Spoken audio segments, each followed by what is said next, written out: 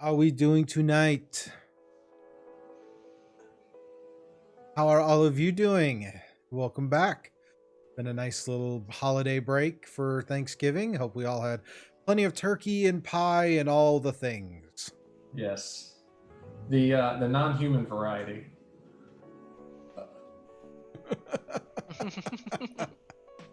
Yes. No bone grinder pies. I hear they don't sell well outside of Brew.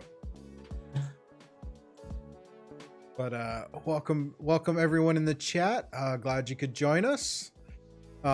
It's another Saturday night for Challenge Accepted.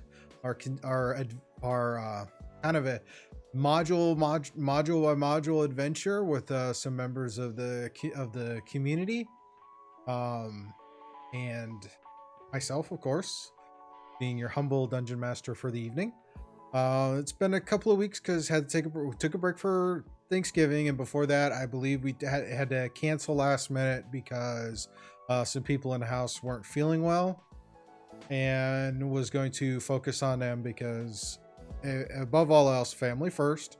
Take care of family, and then kind of go on from there. So, hopefully, the wait is worth it, and we will carry on. A couple of quick things before we get too far into this. Going to give a shout out for D&D Beyond and Syrinscape for the background musics and soundboards that we're using. The soundboard with Syrinscape is a custom soundboard I put together for this season of Challenge Accepted. Oh yes, I did some work on the studio while I was on break. I decided to rearrange some things and paint some walls. So hopefully things are looking better. Shout out, of course, to D&D Beyond for all the fun stuff there. Which now remembered, I've got to update overlay. Because you guys are not Shadow Watch. That is another group of chaos. There we go. So now that's been updated. Trying to work on so many things. Another quick housekeeping thing. We got about on December 19th will be our last show for 2020. Gonna take a couple of weeks off to round out the year, and mark the calendars for all you guys watching. That will be our series finale of this adventure of Challenge Accepted. Hopefully they will have found a way out and found the item and all those things. So there's lots to do. No time to waste. But wanted to put that out there in January. Hopefully we'll start up a new season of Challenge Accepted. That's still on the drawing board as far as where we're going to go, what we're going to do, who the cast is, all those fun things. So keep an eye out for that. I want to thank everyone in the community for the bits, the subs, the follows, subscribe, all those things. And remind you, the tricksters, can influence the game through a variety of means. Whether it's your channel points or the bubbles you've been collecting by being studious and watching and hanging out on all our streams, or donating bits for various things. There's a list on the Twitch page in the doobly-doos on how to influence the game. Or you can influence the game by, tipping directly to the studio. And if you're if you're new to the channel and decide to follow or subscribe, you'll be knocking down that little HP bar that you see down there. Anytime that's knocked down, I add another encounter to the mix just for giggles. Had that happen this morning with some phase spiders. It made for an interesting day. Or save the party. Whatever you feel like. You are the tricksters. You can influence the game however you see fit. And we'll see what happens. Alrighty, so let's get into this for our recap. We left off the party in the town of Paradon, in the land of Zeresh. One of the dark domains of the multiverse. You guys have been sent there to search for an ancient artifact of incredible power that seems to only surface every so often. In your time in Paradon, you've figured out that it does surface every 13 years or so, give or take. Typically associated with a series of ghastly and grisly murders. So far, you have tracked down and have been at the scene a little too late for 4 of the murders. On the 5th murder, you were able to actually make eye contact with the murderer as he did the deed, and engaged in combat with another individual who seemed to provide means of escape for the murderer. Through some quick actions and attempts, uh, did attempt to incapacitate the individual you're fighting. However, he did manage to get away. And just a recap on that: the victim is a young woman whose body is slumped against the brick wall. Her throat has been slashed so deeply that only the position of her body keeps her head on her shoulders. The look on the girl's face is one of sheer terror. No living creature should die the way she did. Once again, the murderer has left his characteristic mark. There are internal organs that have been neatly removed from the body. Also, clutched in her hand was a note.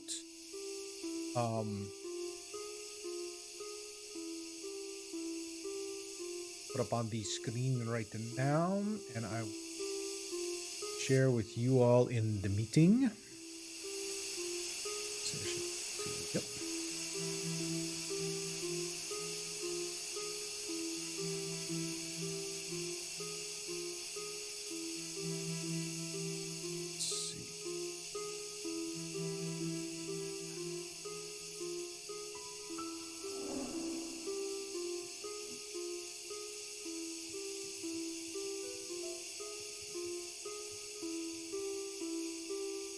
All right, it should be shared out. If you look at the chat in Zoom, you can see the document that has the image. Just a real...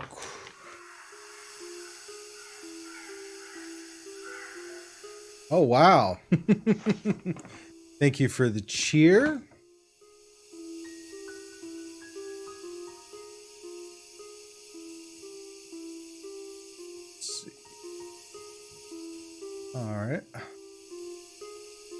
All right. So real quick, Maze, you're going to get some inspiration die that you can use at some point during the episode. To recap, that's a D4 that you can use on any roll that you feel you need to apply it to. Let's see. A gift from the tricksters for Pearl. So Pearl, go ahead and roll that D100 and tell me the result.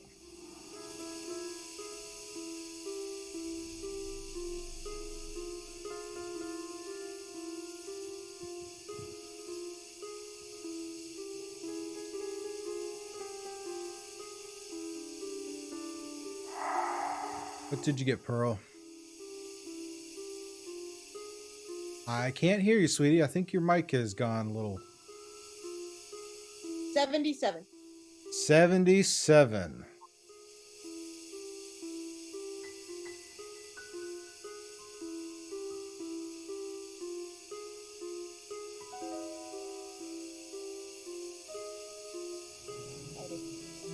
I don't care what it is.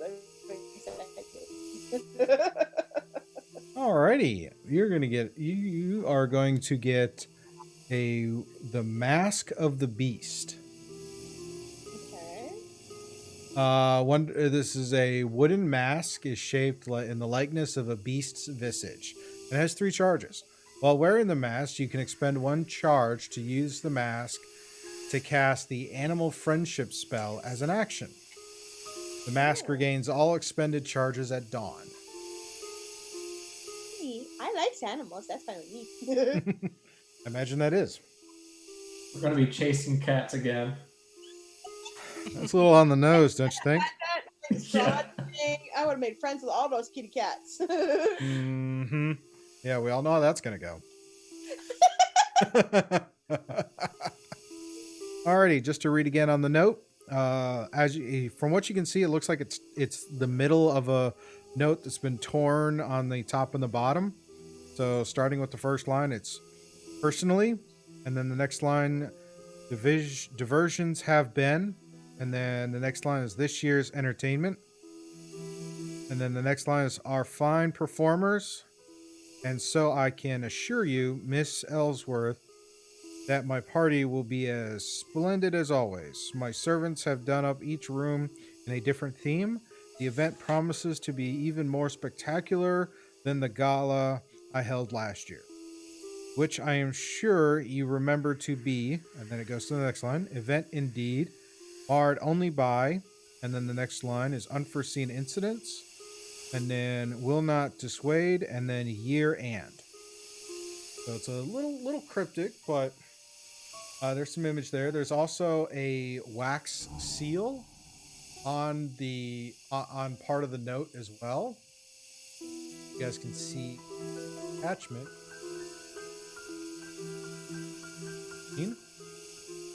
Here's a wax seal of like a coat of arms or some insignia of some type.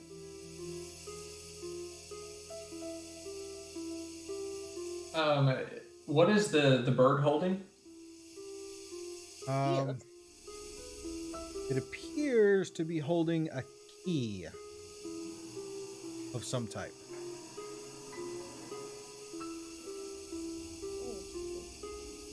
I had an interesting question. Okay. So did we actually see the bad guy do the slicing and did we see him actually remove the organs? I know that No. the blood. Okay. So What you guys saw when you came up on the individual is he had grabbed her. You heard her start to scream, and then the scream ended as he cut her, and then the wall appeared. Oh, okay. Blocking your vision, and by the time you got over the wall to see, she was leaning against the wall and he was gone. And he had all the other stuff done. Okay. That's what I wanted to know. And I know that dagger was unique, it seems like.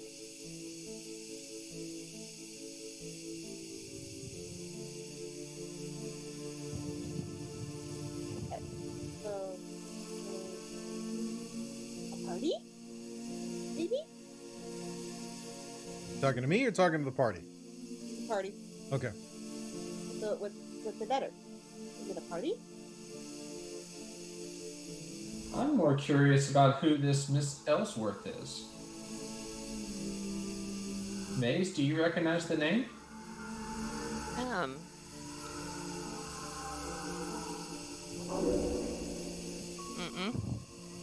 Maze, go ahead and give me a history check. Oh.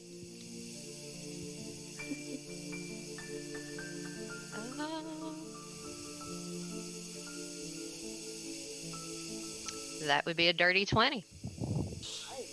Nice. Sidebar for here. And don't forget you have an inspiration to use later. I made a note and circled it many times. Yeah, you gotta make it a sticky note and stick right in the middle of your screen, right? Mm-hmm. That works. I can't take credit for that idea. I got that from Shad. He said he used to stick it in the corner of his computer. Yeah, definitely.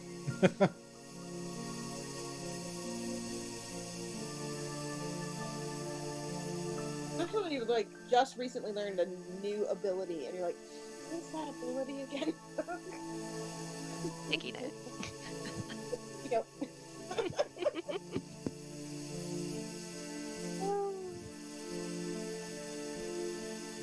Knowing my luck, I'd end up filling the entire computer with sticky notes.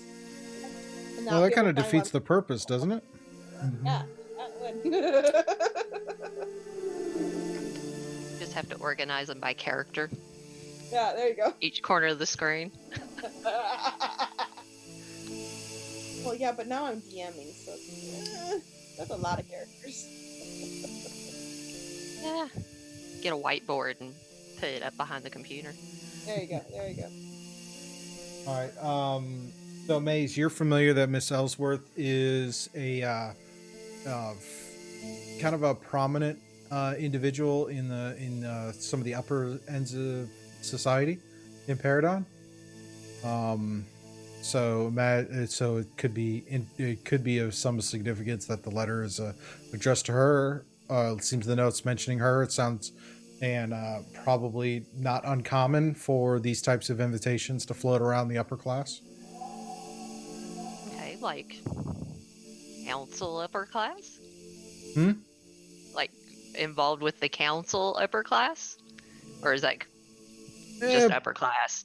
upper class, probably associated with some type of wealth and influence somewhere. Maybe not necessarily the council per se, but definitely someone who might have connections or have conversations with people on the council. It's kind of hard to tell. These upper class are just have their own kind of circles they kind of associate with. Gotcha. I'll relay all that information to Titus. Fair enough. Charlotte, was that the name of the victim? Yes, the victim's name is Charlotte. And I don't remember, did this basically where we left off was immediately after the other guy disappeared. So You got body. You up. got some body. You got a couple of bodies of the jackal creatures on the ground, and the no apparent clue where the two individuals in the cloaks and top hats had vanished to, other than this note that has this wax seal insignia on it, and it seems to mention Miss Ellsworth. And how did we know the victim's name? Right, Maze. We'll go with Maze. Recognize the face is Okay. one of the girls who's kind of been working in the area. I mean, you know that it's fairly accurate to fit that the profile is women who are in and out late at night. How she happens to have this note, unknown, but kind of give me an investigation check real quick. Sure. All right, investigation. First roll of the night. Oh, not too bad. 17. Oh wow! I know, right? I mean, this is totally uncharacteristic for Titus. How about that? Without help. I know. Looking at the tear marks on the note, it looks like, and how tightly Charlotte was holding it, you get the impression that she had grabbed the note when she was struggling against her attacker, and this is just the section that tore off. Yeah, that was my suspicion. Thank you. Also, just to cover our bases, everything about the victim is the same, with same kind of class and same kind of work and all that. That's all the same still. Okay, just want to double check. Always gotta check that stuff. Yep. And as usual, there's very little, if any, blood. Yep.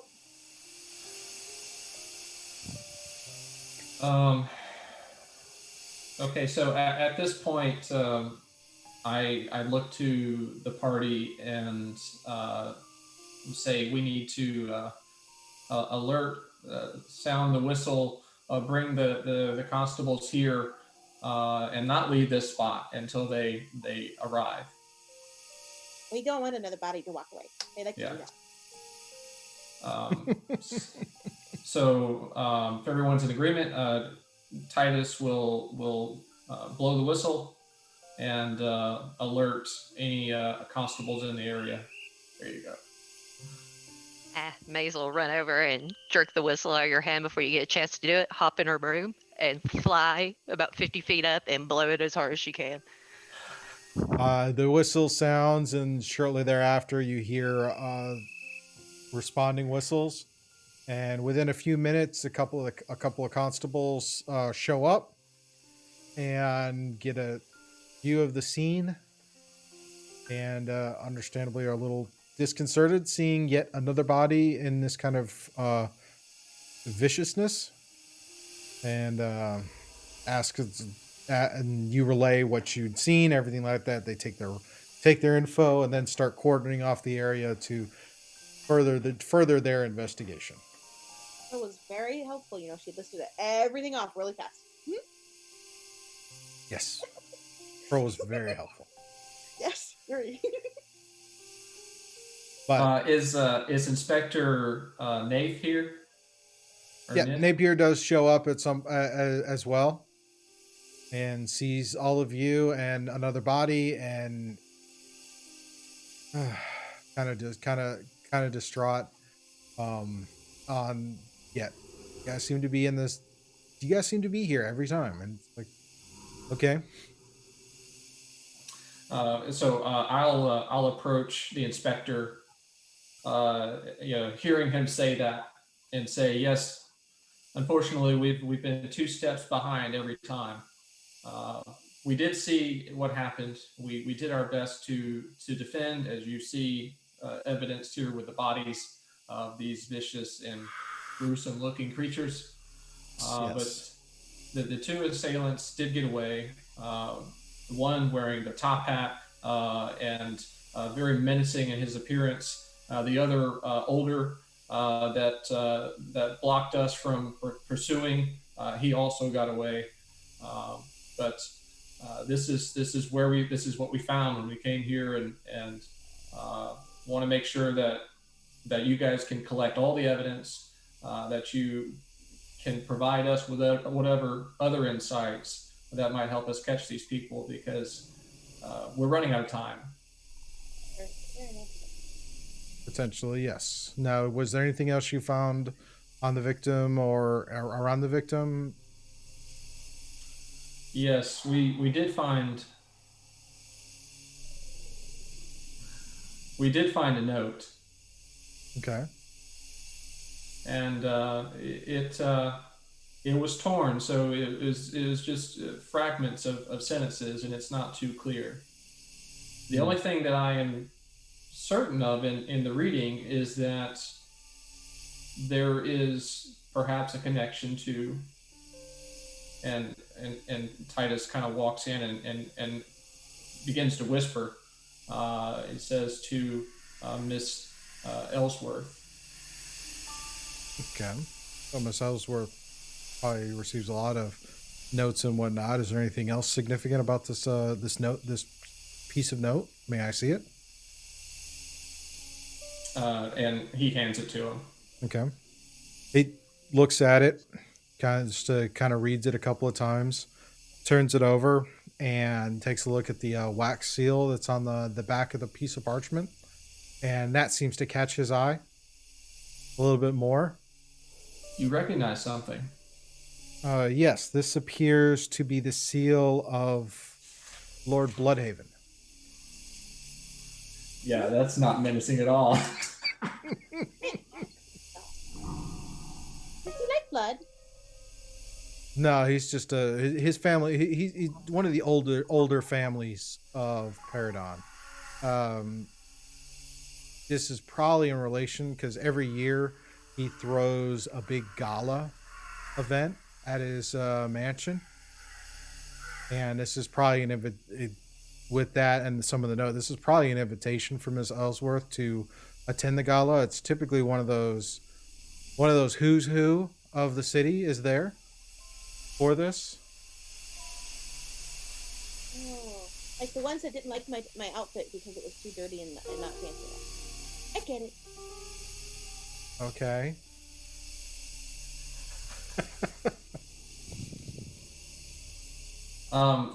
I've heard the name Bloodhaven before.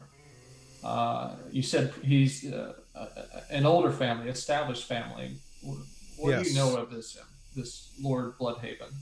I haven't had much dealings with him personally, but I know he's fairly well connected in the city, and his family is again one of the oldest in Paradon, if not potentially one of the founding families of Paradon.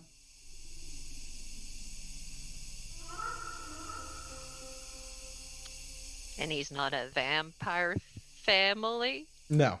Not Okay. the not that we not the not that we've ever been not that we've ever deduced or been led toward.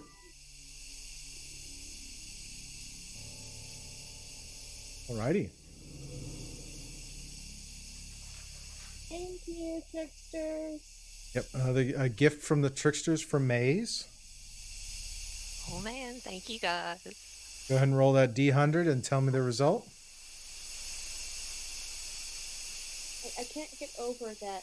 On the first stream, they always give them the wild magic, but on our stream, we get a lot of gifts. Because we're their favorites.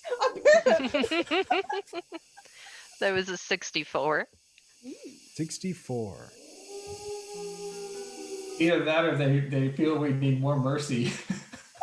We need the help. You do have Pearl on your side, and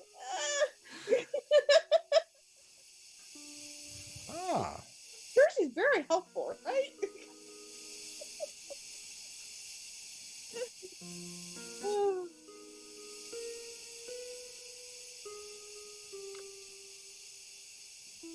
Go ahead and roll a D8 for me.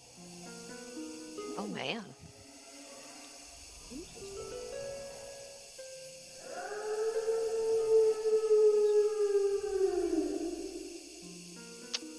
One. 1. Okay. Significant. Oh, wait. Yep. Something kind of catches your eye off into the corner, near one of the trash cans, and you go and investigate, and you find what appears to be a little statuette of made out of bronze of a griffin. Ooh. You have been gifted a figurine of wondrous power by the tricksters. A figurine of wondrous power is a statuette of a beast small enough to fit in a pocket. If you use an action to speak the command word and throw the figurine to a point on the ground within 60 feet of you,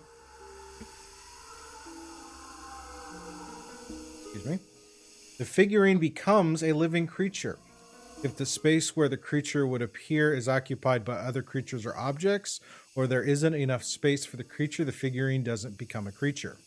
The creature is friendly to you and your companions. It understands your languages and obeys your spoken commands. If you issue no commands, the creature defends itself but takes no other actions. The creature exists for the duration specific to each figurine. At the end of the duration, the creature reverts to its figurine form. It reverts to a figurine early if it drops to 0 hit points, or if you use an action to speak the command word again while touching it. When the creature becomes a figurine again, its property can't be used again until a certain amount of time has passed, as specified by the figurine's description. You found a bronze griffin. So, bronze statuette of a griffin or a griffin rampant. If it can become a griffin for up to 6 hours. Once it is used, it cannot be used again for 5 days. Wow, Oh. that is such a bigger version. A friend of mine had a silver bird version of those things. Oh my word, that's so much cooler. Very cool. Oh my word, that's amazing. I'm so happy right now. And I stick my little griffin in my pocket. Had it.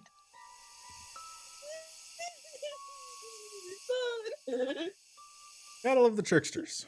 So while she kind of does that there, you guys are having your conversation about Bloodhaven. And is there anything further with what you're trying to learn about that?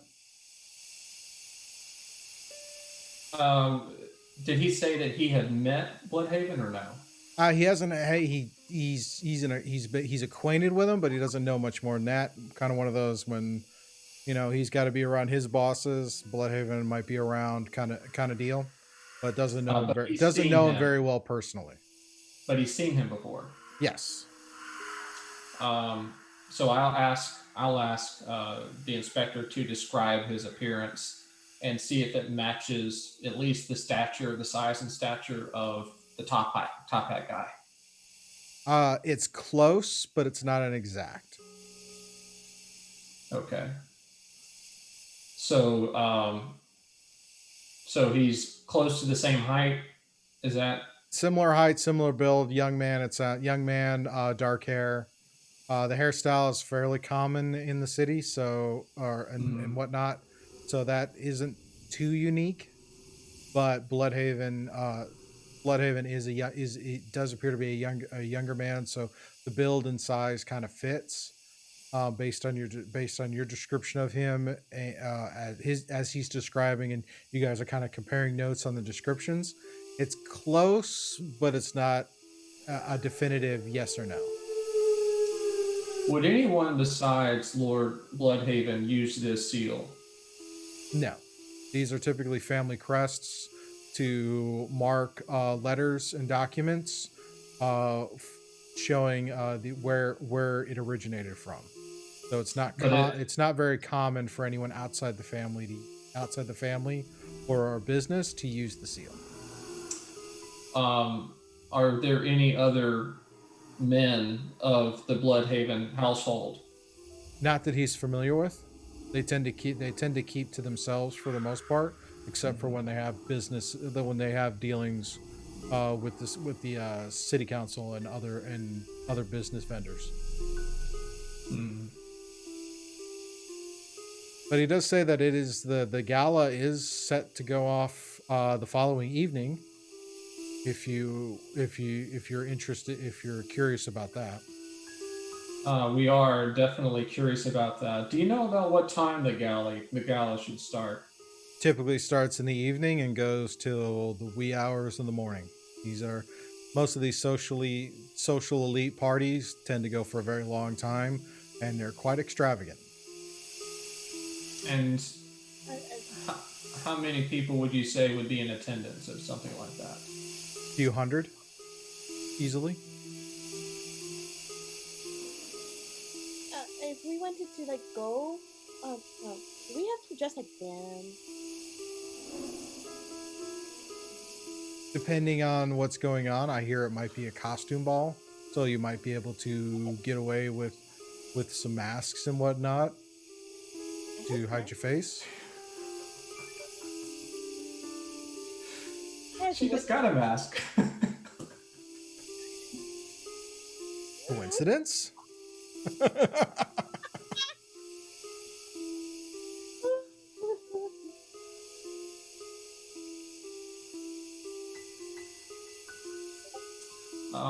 Where is this gala held? The Bloodhaven estate. Maze, you're familiar with where it's at. It's one of those places. It's kind of like, hey, I'm gonna go to New York and I want to find Trump Tower. Oh yeah, look at that tall building over there. Can't miss it.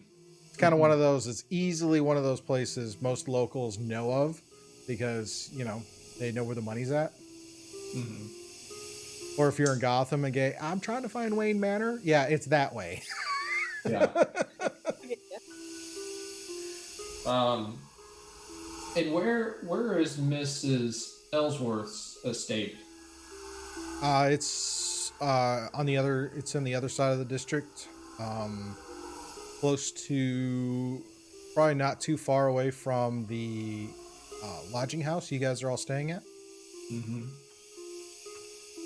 Not quite fancy enough to have an estate like the Bloodhaven estate, but she does fairly well. She's fairly well in her own status. Will they want to take our weapons away if we go to the party? Depends on how you choose to enter. These even most people keep some weapons on them, but it's just not considered polite to draw them in society. Oh yeah.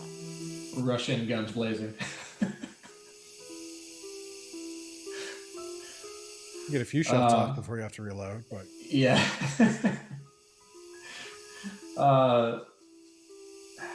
So, do you know anything about how the last gala went?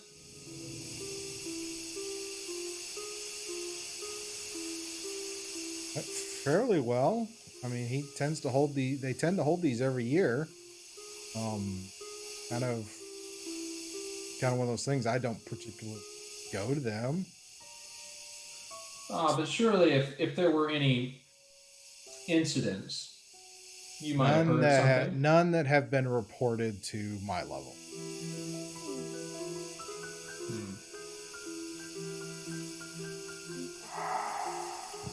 On the times before all this, was there a murder on this last night? Say again? On the times before when all these murders happened, was there a murder on this next night? No. These murders only occur every 13 years or so. No, I meant like, is the body we just found today, is this the last one? Potentially, not really sure. I mean, in comparison to the last 10. As far as you know, there have been five murders, and then things get quiet. So, not really sure. We won't know for sure until the following night on whether or not it goes without a murder. I think that the end is very near, and we have to act fast. And I ask him, because his men have started searching the area around the... Yeah, while you're having this conversation, they've done the whole quartering off, taking notes, descriptions. A little while later, a cart comes over to carry the body to the coroner and all of that. Okay. I ask him, have your inspectors, have your constables found any other trails of the assailants? No, you haven't. None of them come up and said that they found any indication.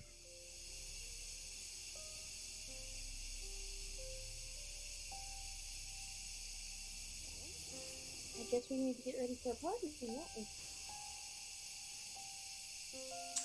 And it's still in the like the early hours of the morning or late at night. Yes, you guys are understandably a little tired because it's been a very busy evening.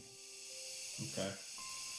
If you're going to be making your way to the estate, it's probably best to go back and get some rest. Yeah.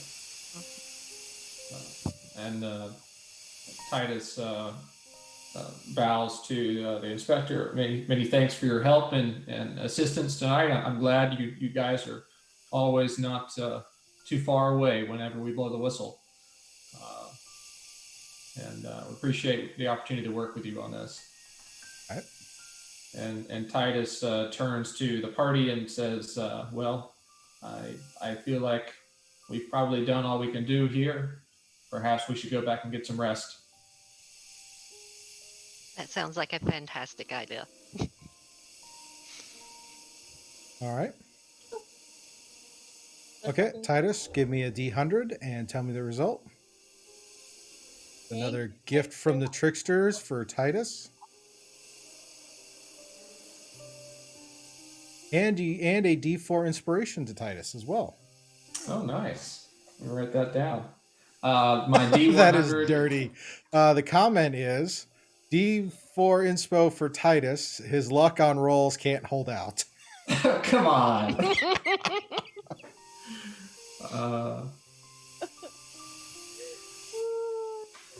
It's probably people I RP'd with earlier today, so they know. So my D100 is 42. 42.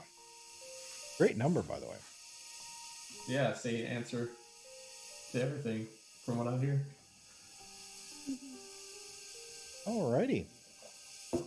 As you turn to walk, something catches the corner of your eye. You go and you investigate, and you find what appears to be a pair of glasses. But these glasses have crystals for lenses. You have discovered a pair of eyes of minute seeing. Is this going to help my investigation rolls? Oh, wouldn't that be funny? These crystal lenses fit over the eyes. While wearing them, you can see much better than normal out to a range of 1 foot. You have advantage on intelligence checks.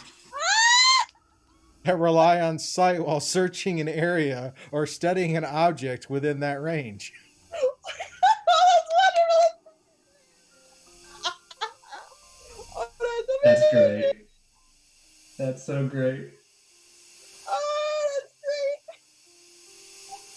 I love it so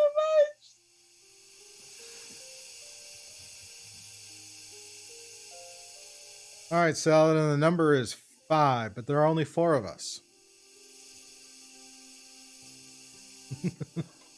So I will roll a d4 instead. Let's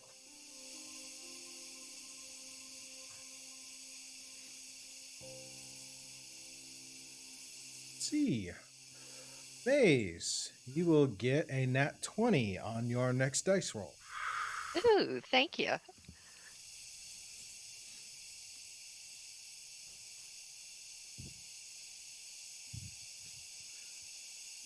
There. Cool. Okay. So yeah, eyes of minute seeing. So I put my glasses on and immediately start looking around to see if I can find anything. Keep in mind, this helps your vision up to a foot in front of Yeah, yeah, yeah. So he's like crawling on the ground, looking around.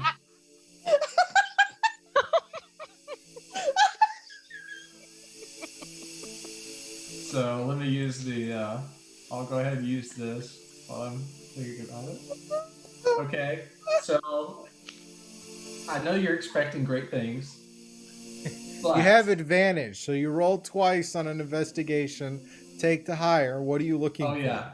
Oh no, I know that. My first one was an 8. Okay. My second one was a 1. Okay. So what's the total after the modifier? It's a 12. Okay. And with that, what are you looking for? Nothing. Just kind of looking at the ground to see how effective they are. Yes. Yes.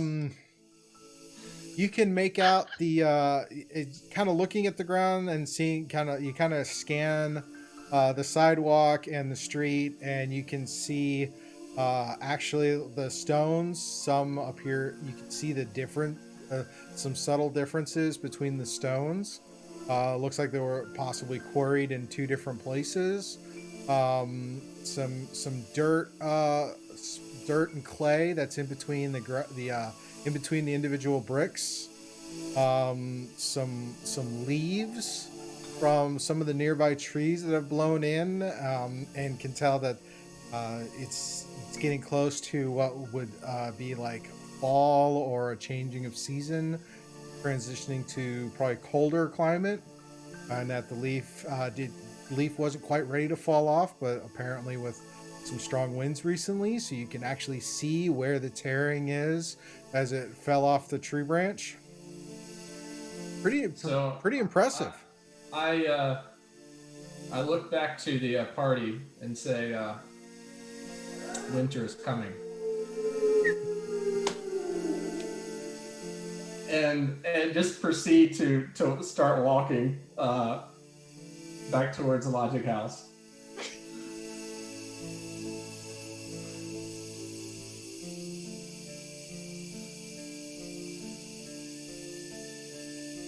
Yeah, and take glasses roll a off. perception check as you're walking, because it doesn't sound like you took the glasses off. Oh, I just said I did. Oh, you did? Okay, never mind. Yeah. Well, that was worth the price of admission. To whoever made them and make them stronger. Oh, boy. Oh, thank you. I get an inspiration die I can use in the future.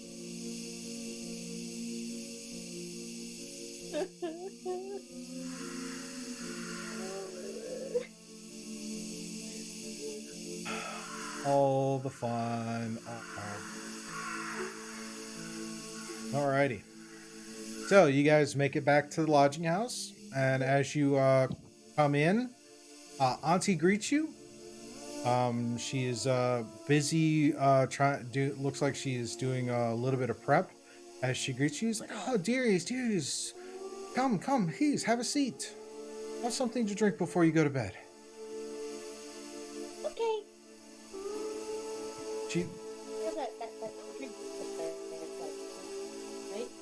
I like to mix together. yep, she sets that out for you. You can work on your mixing.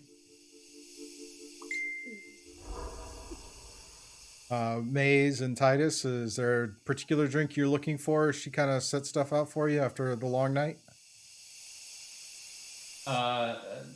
Titus kind of scoots up to the table and is hanging his head, shaking his head at the whole evening, and said, "Just some hot herbal tea will do, please." All right. She goes over, puts a kettle on. And as you're waiting for, as Pearl is mixing up her bit, you're waiting on the kettle. What about you, Maze? Tea as well, or is there something else?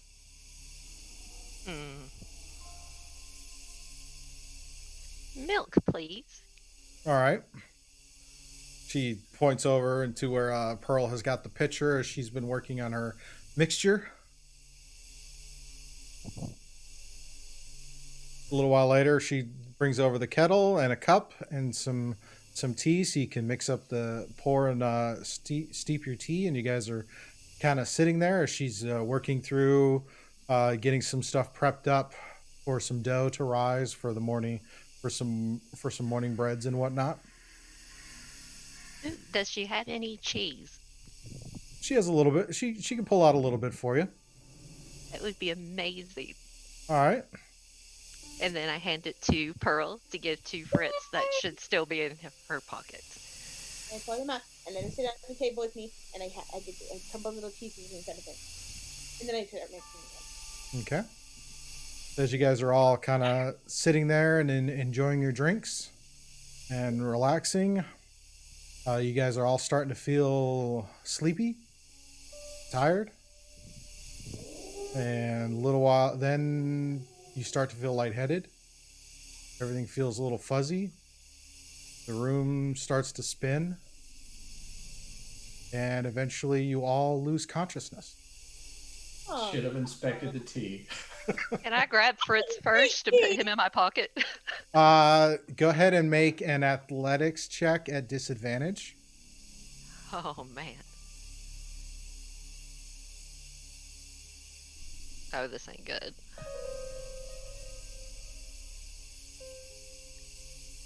A 15. As you're struggling to hold that consciousness long enough to rescue Fritz, you happen to get a hold of him, and then just as you kind of feel consciousness fade away. So, as far as you know, you've managed to grab Fritz. But anything else you're unsure because you've lost all consciousness.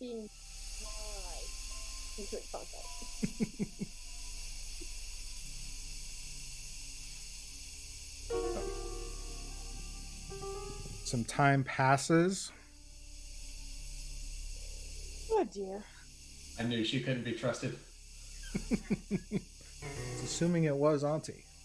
That is very true. There's all these changing thingy remobbers.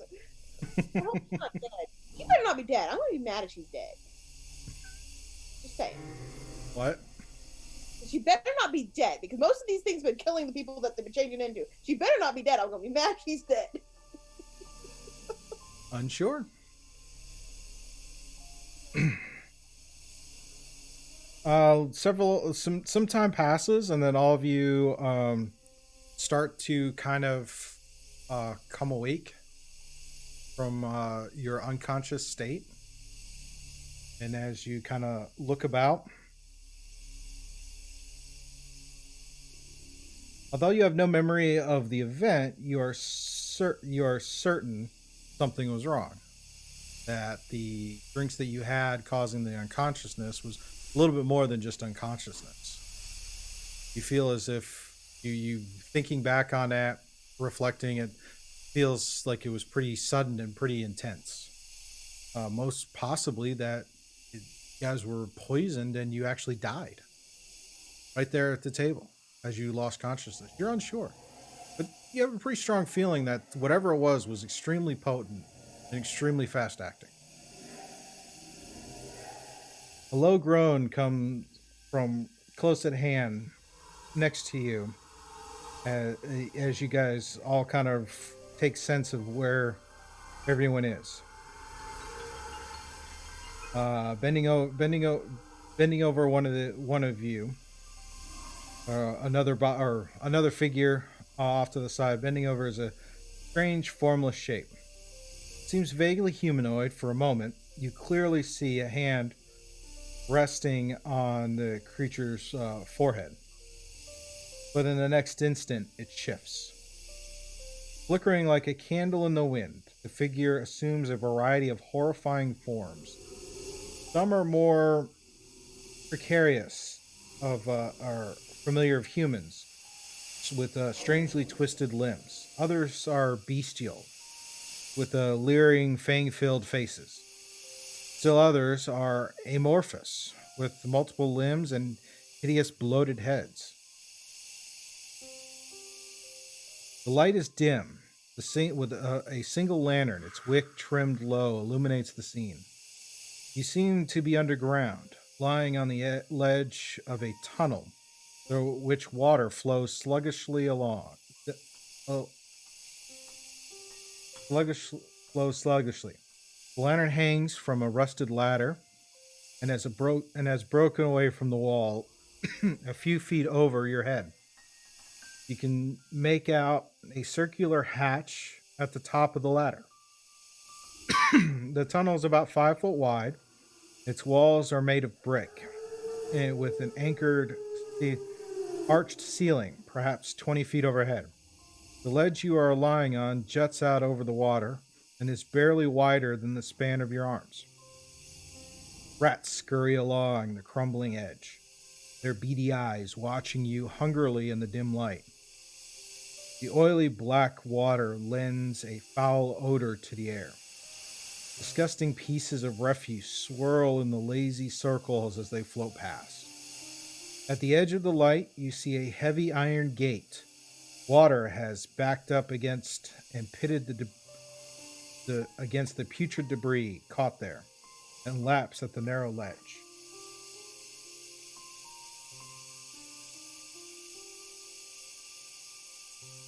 Welcome back from the land of the dead, my friends. Tell me, do you still feel the cold kiss of death upon your souls? I have given you the touch of life, and now you owe me something in return. I ask of you a small task, a trifle. But should you fail me, you shall hear death's icy laughter a second time. Some time ago, a magical knife was stolen from me by one of my servants. I want you to recover it and return it to me. The knife is a thing of great danger in the hands of a person weak moral character. It can cause its own inner commit heinous crimes. Alas, I fear this dire consequence has already occurred. I want the knife returned to a place of safekeeping, where it can do no further harm. You will recognize the knife by the runes etched in the blade, and the face of a vampire with ruby eyes carved into the guard. Recover the knife and return it to me before the deadline I give you has elapsed, and I shall free you from any further obligation. What's more, I shall reveal to you a way to leave this city forever. Fail me, and your lives shall be forfeit. Should you doubt my word, I suggest you reach beneath your clothes and touch a hand to the spot above your heart.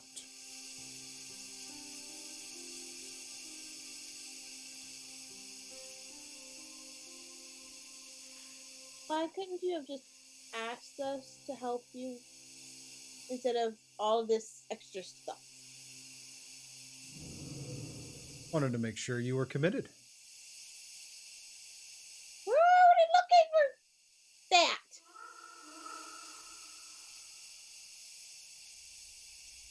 What do you mean?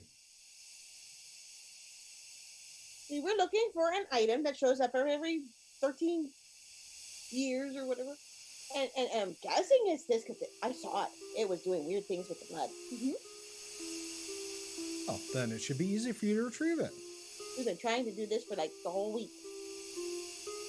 And now you've taken us to wherever this is. And we're supposed to be going to try and get it, but we don't know if that's where we're supposed to go. You got any way to help us? Yes. Go to the Bloodhaven estate. That would Retrieve the knife. That's where we were heading. You kind of delayed us. Was it you who poisoned us? One of my servants.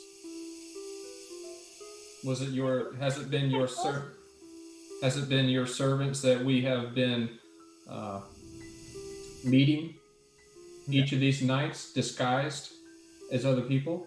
No, those would happen to be servants of the individual who stole the knife from me. He has allied himself with a rather disgruntled group of creatures. You mean the upper class? Oh, they're easy to tame, but these bestial creatures that he's allied himself with are below that.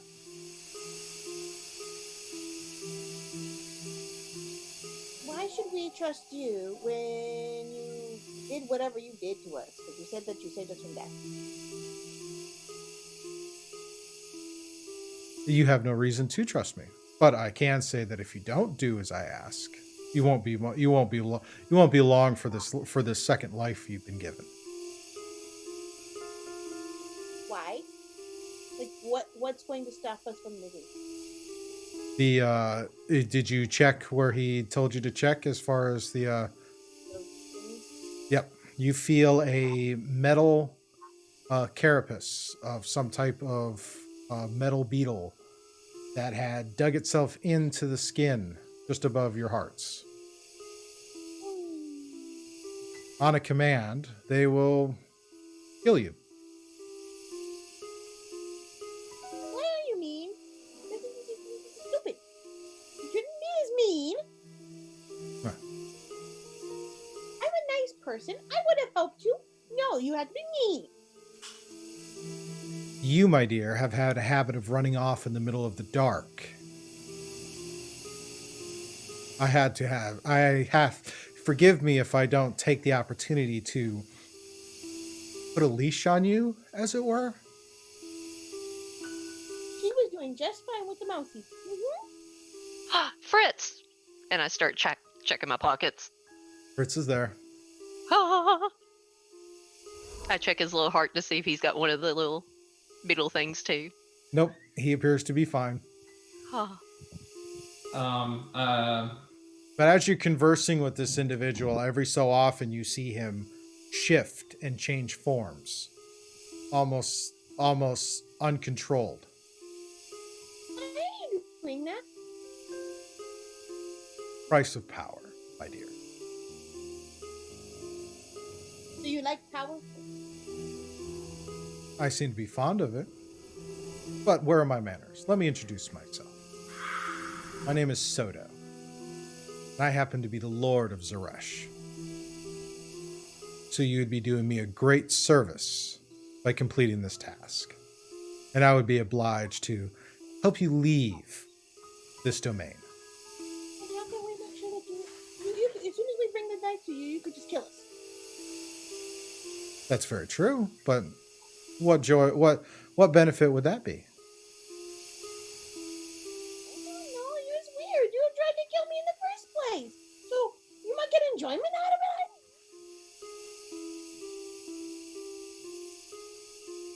Hey, you could talk to them and not have to do all of this extra stuff.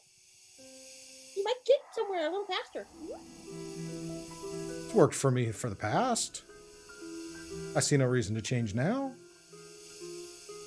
And did these people that they worked for the past survive? Yes. I want to insight that. This guy's saving me, man. All right, go ahead.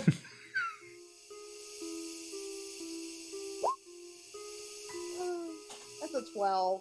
Sheesh. As far as you can tell, he's honest. He hasn't really been deceptive up to this point with what he's told you, as far as you can tell.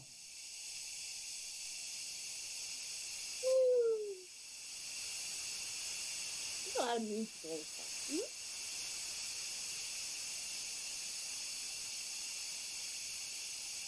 Yeah, I'd like to just do an insight on him Okay. and see if I get the sense that he has nefarious purposes for this knife once he gets it back. Okay. That is a 12. Everything he's told you, as far as you can tell, he seems to be on the level. He just wants his property returned to him, and that he's concerned that whoever's using it is abusing it. I would I look at him and ask, what do you intend to do with this knife if it should be returned to you? I plan to keep it in a safe place, like it has been for many, many years prior to its being stolen. And how long had it been in your possession? A few hundred years. Hard to tell. Time is a fickle place in these lands. You ever heard of the Emerald Lady? No, not familiar with her. Is she a member? Is she one of the lords in these domains? Not to my knowledge. I know about as much about her as I do you. Oh. She is obviously someone who is learned if she is sent you here on this errand. Although it is very ironic that she would send you to this land. Why would you say ironic? Because most people don't know what happens in these lands.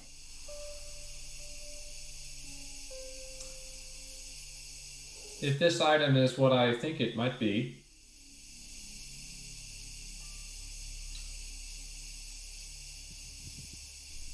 has this been a problem, say about 13 years ago? Yes, that's when the knife was stolen.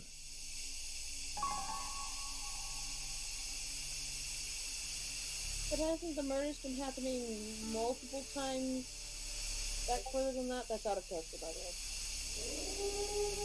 Hasn't it been like more than one set of 13 years back? Yes, as far as out of character for your knowledge, for what you've gleaned in your investigation.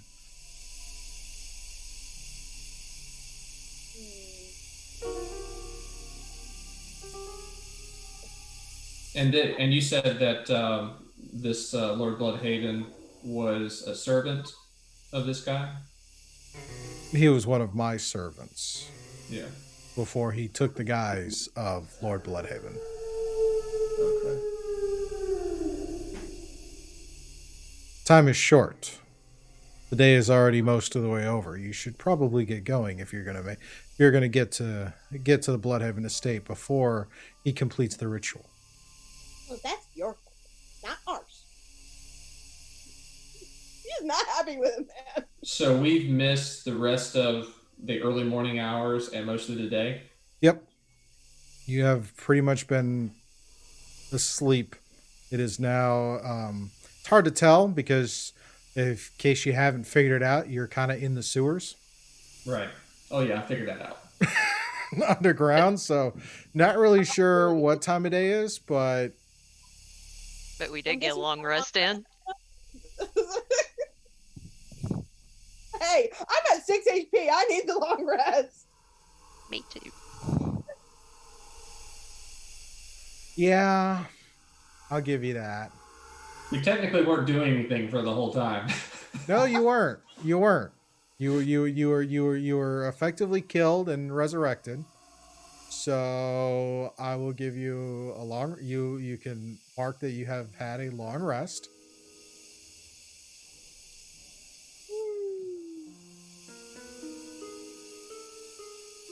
Is Auntie okay?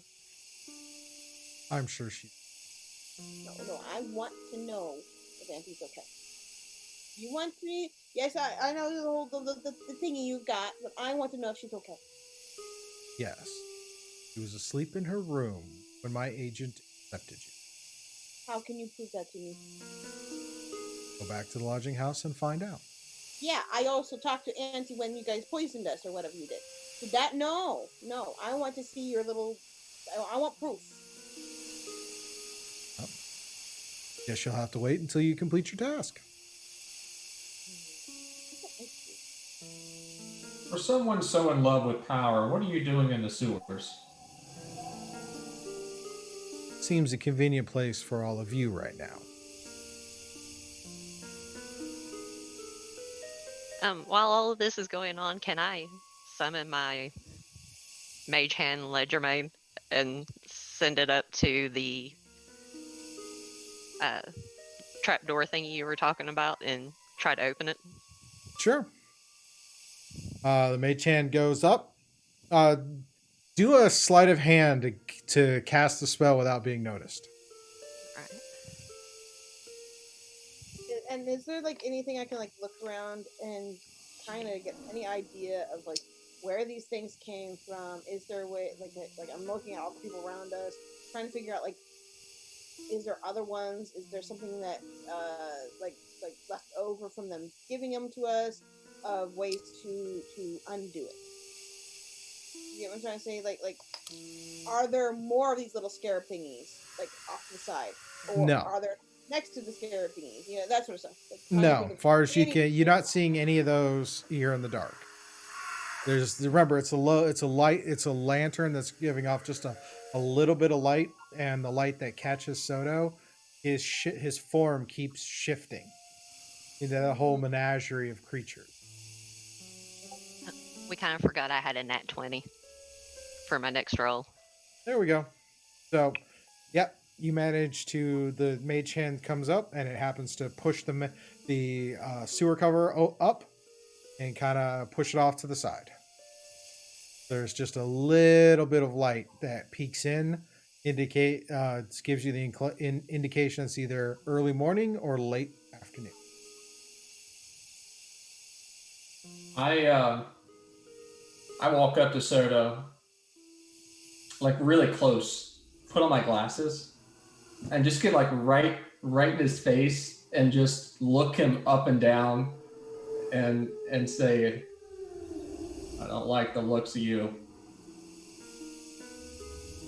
And just investigate if there's anything that is on his person that doesn't seem to shift with the rest of him while he's morphing around. All right, go ahead.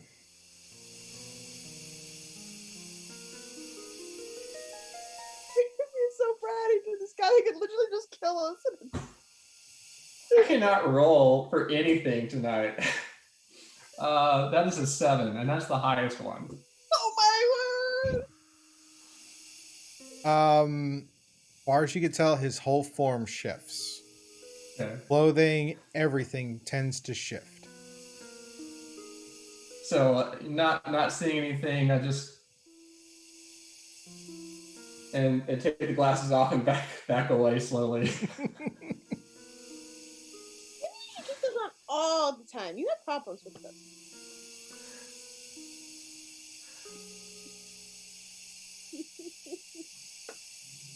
So yeah, well, there's nothing else for us to do out here. We might as well go. Well, first, can I ask, if we do happen to get this dagger, where can we find you? Come back to this spot.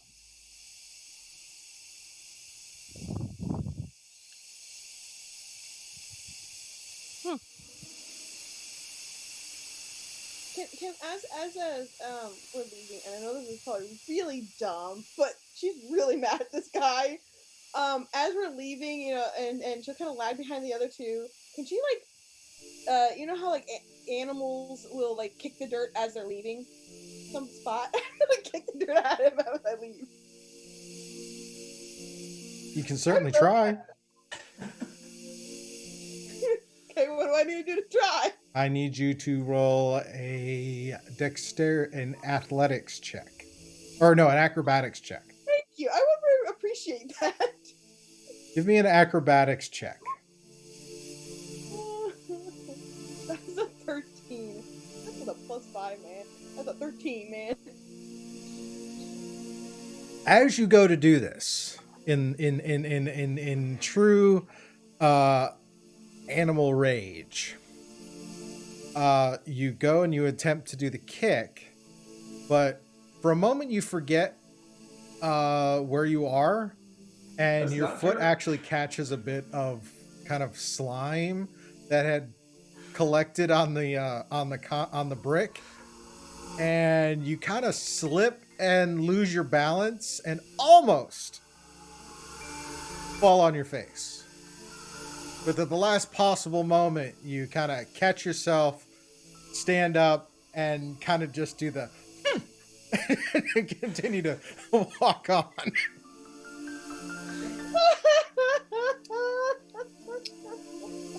It was worth a try. It certainly was.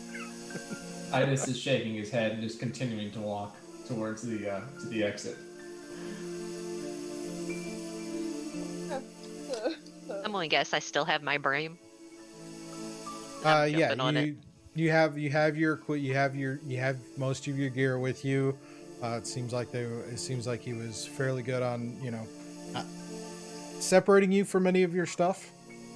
So you have that, and as you kind of find a ladder that leads you up to street level, because the first one where you kind of moved the manhole cover over, that ladder was starting to come off of the wall, so it doesn't seem very safe.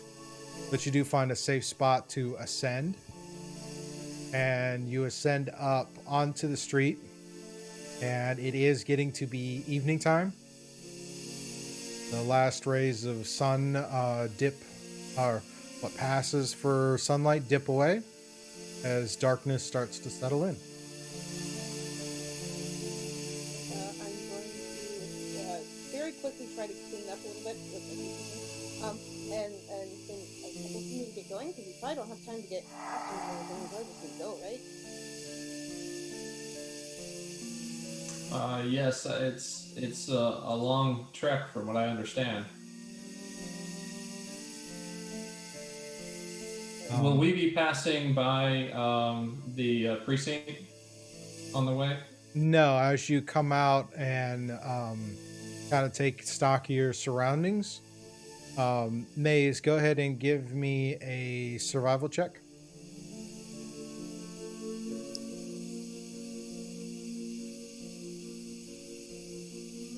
Mm, 8.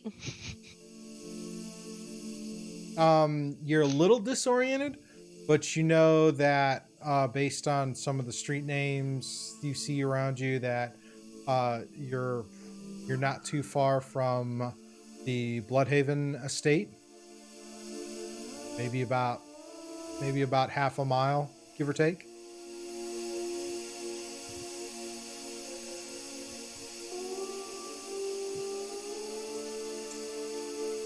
It's about half a mile that way, guys.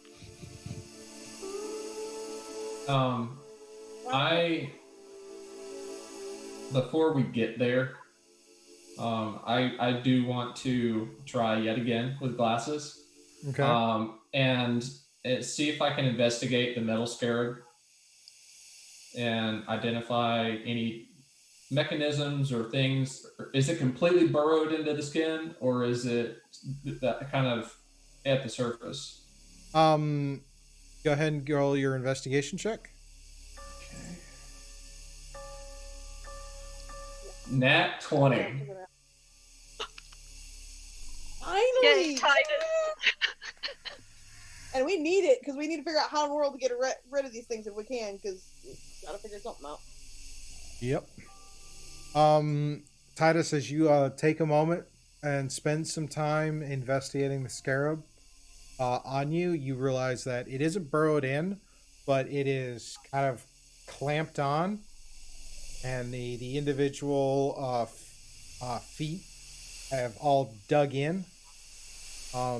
It's a very you don't see any weaknesses in it. You really can't tell. The way it's constructed is it's actually quite elegant, and its design, and some would argue it's actually kind of pretty in the sense that it appears to be a mechanical or magic mechanical construct that is there. You don't see any way to safely be able to pry it off. As you go and attempt to, it digs itself in even stronger. Does it appear to have any way to inject poison, or is it simply a brute force item? Not from the angle and the position that you can see. You can't see under it, so you don't know what as far as its contact with the skin, but just from where it's gripping in and kind of got its head positioned, it's kind of there. So until this thing activates, burrows further, or attacks, we're not technically suffering from any type of disease or poison at this point. No. Okay. I had a couple things I was thinking of before you said that. One, to try and check some sort of Arcana, but I would ask for help because I have a +0 in Arcana. Are you proficient in Arcana? No, I am not. Okay. Well, you can certainly try. But I'm proficient. I would like to ask if anyone else is proficient or better at Arcana.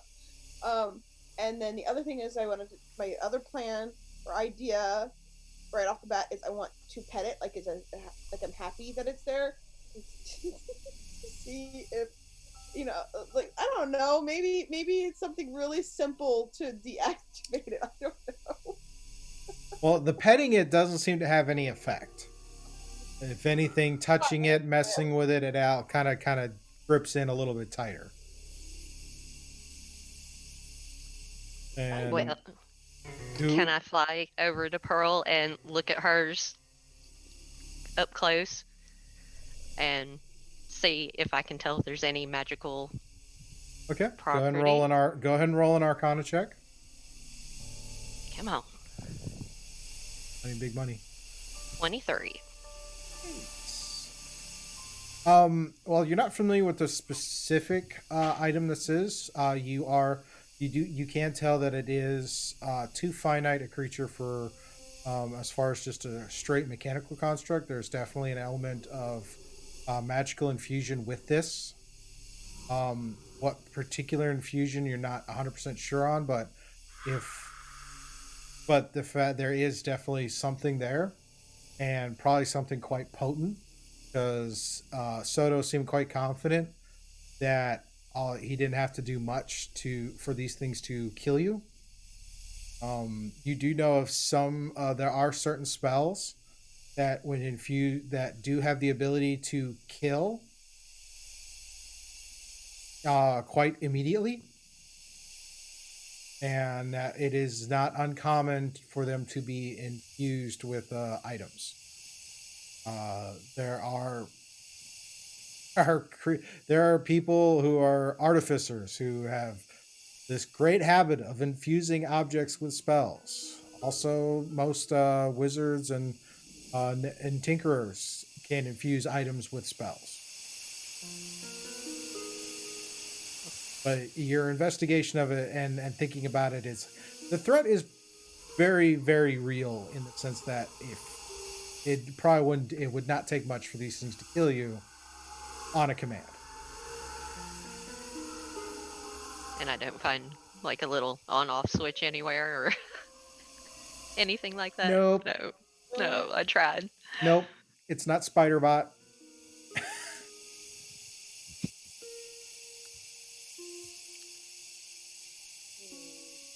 Well, better find this dagger, guys. Yeah, and I will relay everything that I learned as well, so that everyone is on the same page. Okay. Oh, Pearl will definitely relay that not petting it does not help. Titus takes out a little parchment and writes that down.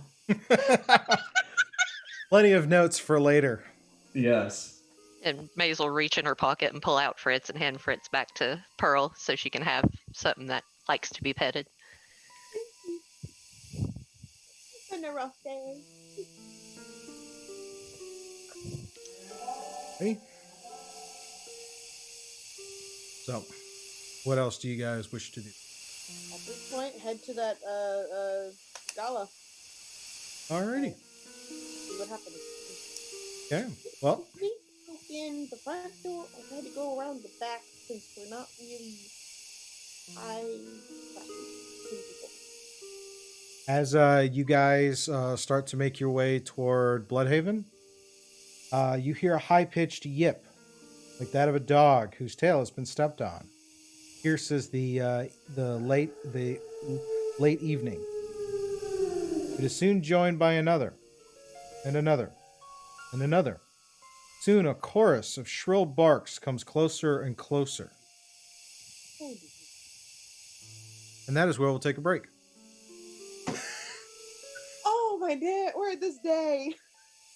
So thank you everybody for hanging out with us, and we're gonna take a quick 5-10 minute break, get up, stretch, grab drinks, bio breaks, all those things, and we'll be back. If you have any questions or comments, type question in all caps or comment in all caps and add that, and we should be able to look through those and try to answer those when we come back. Thank you everyone for all the bits and whatnot, and I did see that wandering monster, and I will put that in play at some point in the near future. That's what I get for saying that they're nice to us. They are nice. The tricksters are wonderful. Yeah, oh, they're very nice. We love the tricksters. Love them. Mm-hmm. So with that, everybody, we will see you in a few minutes. See what happens next. Got a feeling it's gonna be all right. Yeah, you're the DM. Don't you have confidence that it'll turn out all right? Think happy thoughts. Think happy thoughts. Think about a pair of ruby slippers. I know that there's some way to get out of this, but I know our party, so I'm like, are we going to get out of this? If it gets too bad, I'll just pull the ripcord on my balloon pack. Fair enough. I'm out of here, at least for the next 60 minutes. Had a comment come in early on from Ms. K, saying love the new look of the studio. Thank you. That's still a work in progress. We'll see where we go from there. But I don't know if there's any questions I missed in the chat. Looks like we're good there. Alrighty, so coming back in. And as you were hearing what sounds like howls and yips of various dogs in the distance, and there seems every time one kind of there seems to be quite a number of them that all seem to be taking up the call. How far away do they sound? Go ahead and give me a survival check.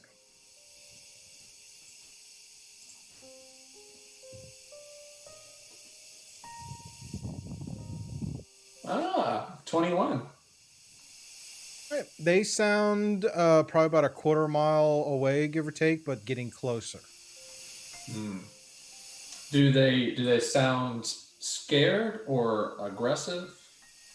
Not scared, probably more of like it's kind of like a rallying for a pack to rally together.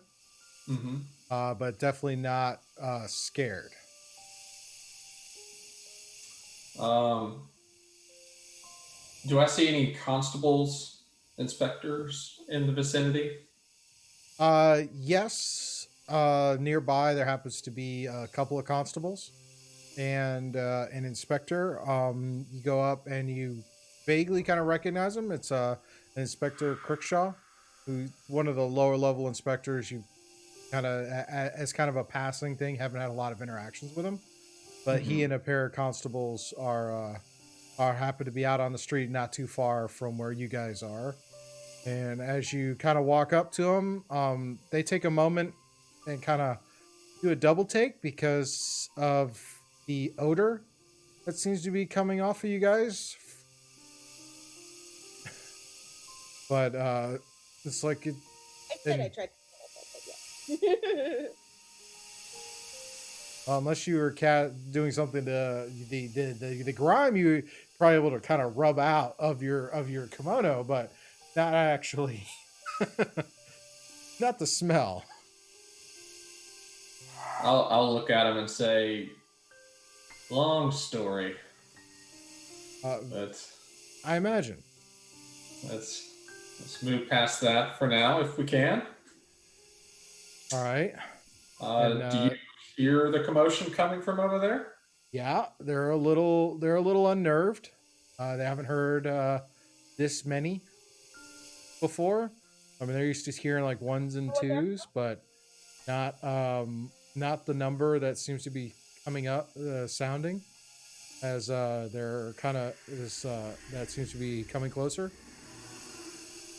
And with my 21 survival, would I have noticed if these are just natural beast wolves, or if they are more of the jackal wares or the? They sound very similar to the jackal that you have encountered thus far. Okay. I'll say to the inspector, are you guys going to rally and do anything about this? Yeah, they'll take your lead. They'll follow your lead on this because obviously you're concerned. There's the concern there. Well, we'll probably die by the end of this anyway, so we might as well do this. She's very upset about the scarab thing. Apparently. Where is Inspector Nath? Huh? Where's the Inspector Nath? Kirkshaw's with you now. Right. Does he know where the other inspector is? Oh, Ninth. Ninth. He's back at the precinct coming on for the evening shift.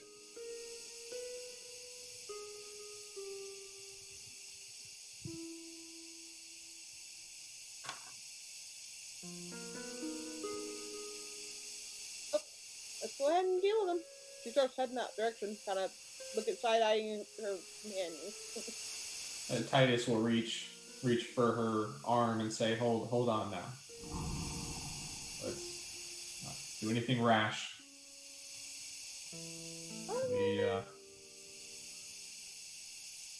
We will deal with these in due time, I'm sure.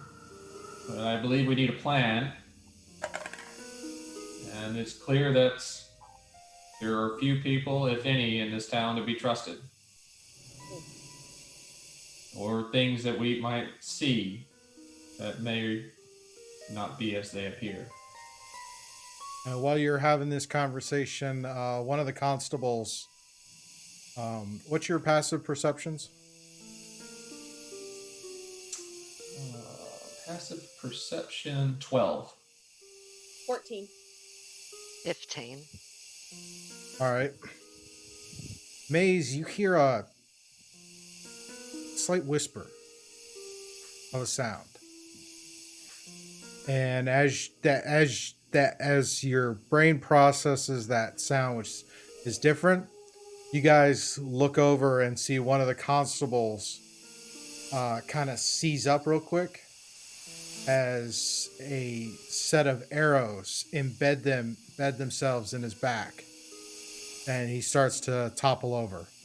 And you see coming around the corner is a pair of archers, bows drawn, lining up for another set of shots as more of the howls and yips continue to call. And that'll be an initiative roll. You would do when you make me wait? People die.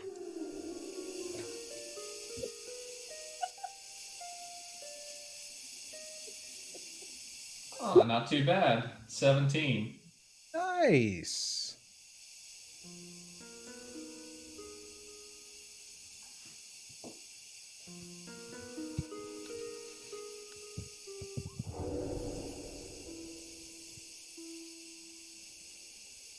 Titus with a 17. Pearl, what about you? 15. All right. Maze? 11.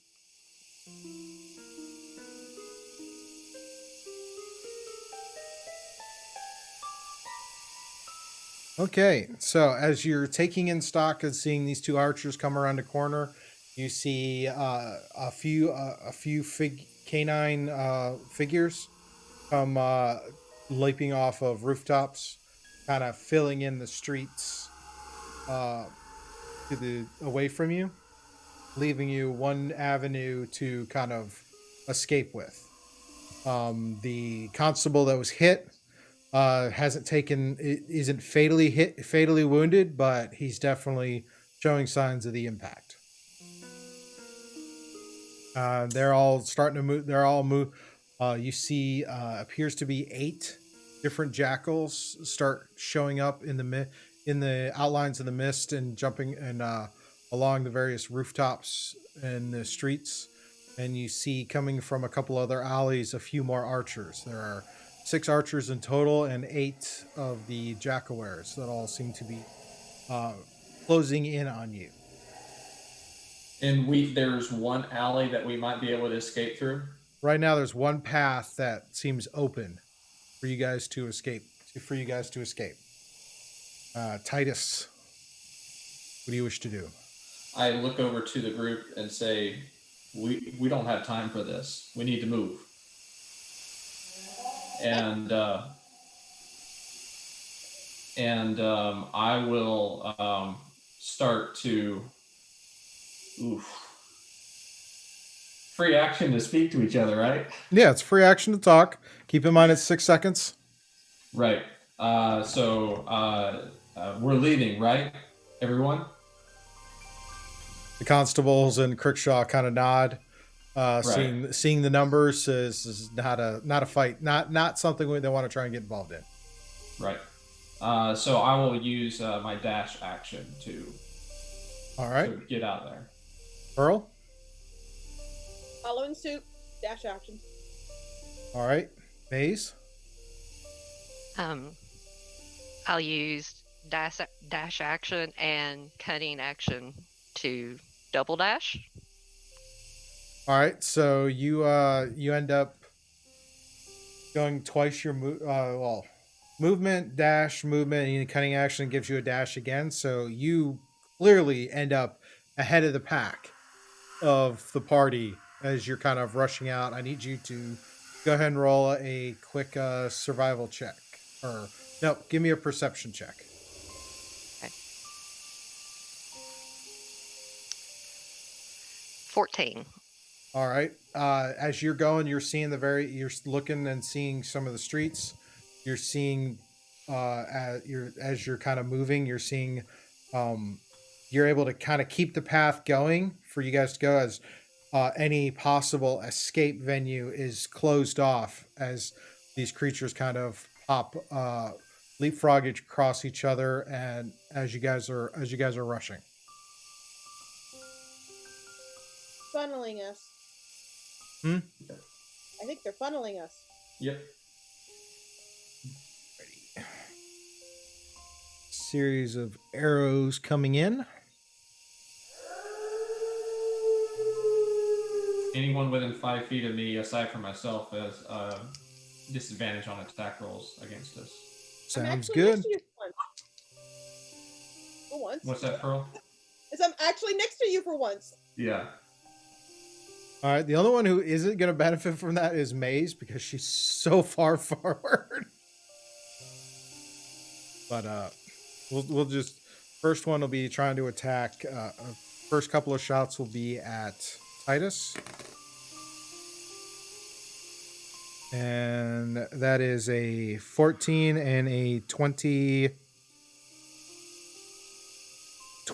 to hit. 23 hits. 23 hits. That is 3 points of piercing damage as an arrow. Oh, no. Wrong dice. Right dice. Yep. 3 points of piercing damage as an arrow kind of comes in and clips you in the shoulder, and another one skitters off the ground. The next pair of shots will be at Pearl.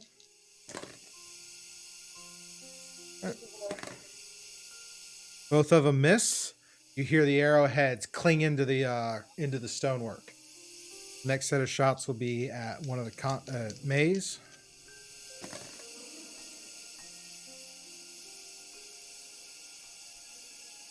All right, it's a 19 and a 6 to hit. A 19 hits. 19 hits. Another 4 points of piercing damage as an arrow kind of comes in at you.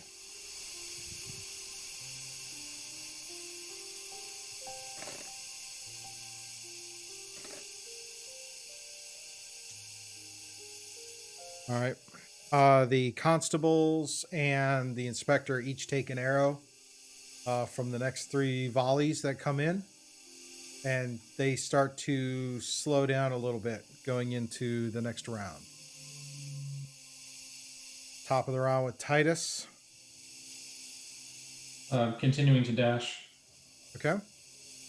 Just so you kind of catch up with Maze, you see that the Jackawares are kind of leapfrogging again, trying to cut off your avenues of escape. Pearl, what about you? Is there a way to force our way through one of the avenues? Yeah, you could go in and get close and pick a fight and get into melee with one of them to try and take a different route. No, I'm not saying like I want to shove my way through. Yeah. Or jump over one of the two. You could certainly try, yeah. I don't like that they're funneling us. I'm gonna try.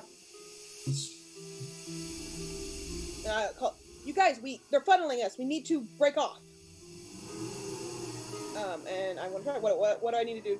My goal, since I'm a tabaxi, is trying to use my abilities to kind of run. If I have to jump, use my claws to use the wall over top of them. You get what I'm trying to say? Like kind of jump over and grab the wall to pull myself forward. You get what I'm trying to say? Yeah, you want to try and lead them. You want to break off and try to take a different route to get away. You shout it out to them. Mm-hmm. Are you gonna hold until they respond, or are you gonna just lunge for it? No, I want to hold to go with them. All right, so Titus dashes up with Maze just a little. He leapfrogs ahead of Maze just a little bit.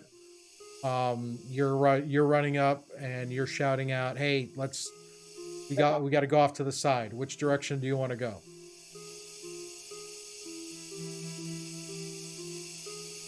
Towards the manor. If we know which direction in comparison, towards the manor.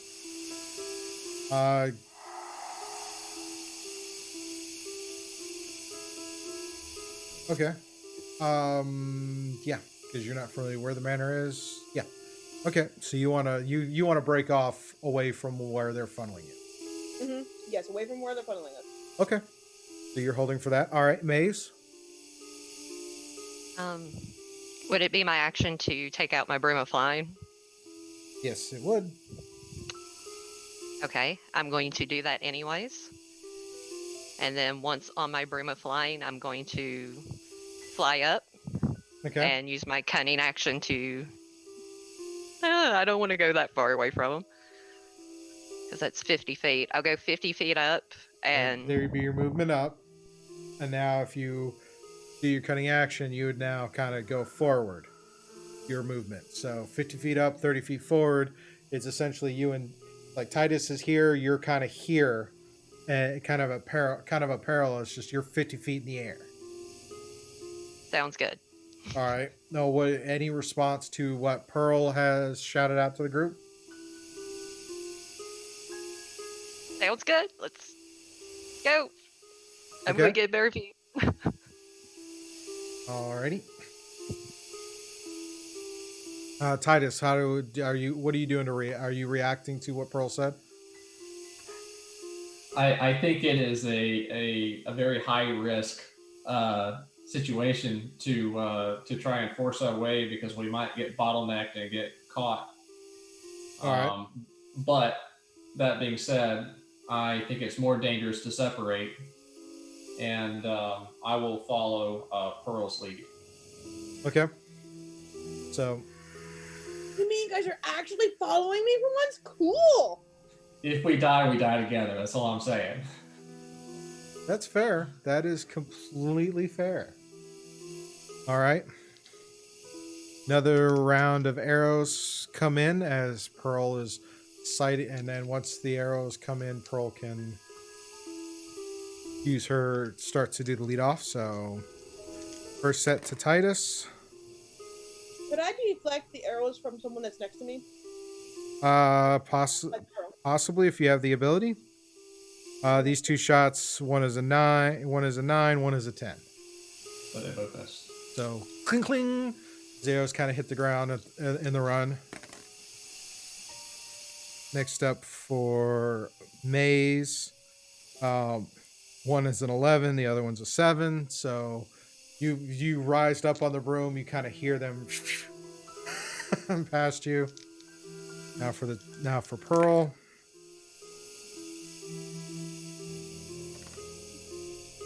Let's see. One is a definite miss. The other one would be a 17 to hit. I'm going to deflect missile on that. Okay. And it says that you can use your reaction to deflect or catch a missile when you are hit by a ranged weapon attack. When you do so, the damage you take from the attack is reduced by 1d10 plus 6. If you reduce the damage to 0, you can use and have a free hand. You can spend 1 key point to make a ranged attack with a monk's weapon with a range of 20 to 60. Nice. All right, so go and roll your d10 plus 6 and tell me the result.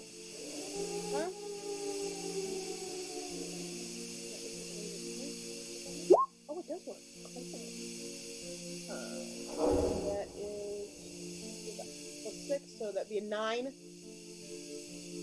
A 9 will reduce the damage to 0. I'm just gonna deflect it. I'm saving my key points. All right, so you kind of get the sense the arrow's coming in, and kind of a flurry of motions. You kind of sit there and just kind of catch the arrow, just kind of toss it to the side as you kind of keep going. Yeah. All right, which brings us back up to the top. Everybody responded. Now, Pearl, you were holding to kind of dart off to the side. Are you darting to the left or to the right? To the right. To the right? Okay. Go ahead and give me an athletics check for your to try and wall run over the jackal in the alley in your path. With me being a monk, can I use my acrobatics, because most of my stuff is shifted over to the acrobatics? That's fine. Acrobatics, athletics. There's a big difference. That's why I ask. That's an 18. All right, so yeah, you kind of dart up and kind of wall run and get behind the jackal. Which brings us to Titus. You see Pearl dart off. There's a jackal in between you and her path. What do you wish to do?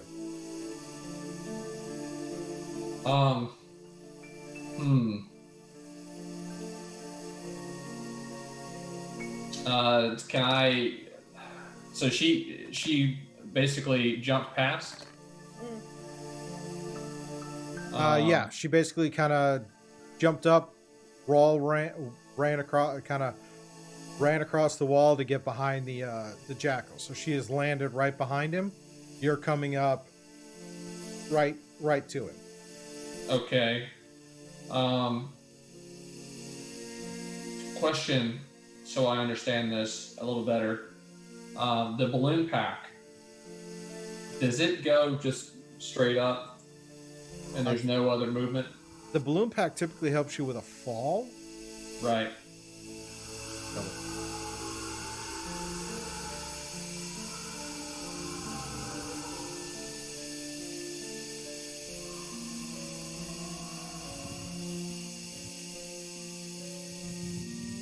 In either direction.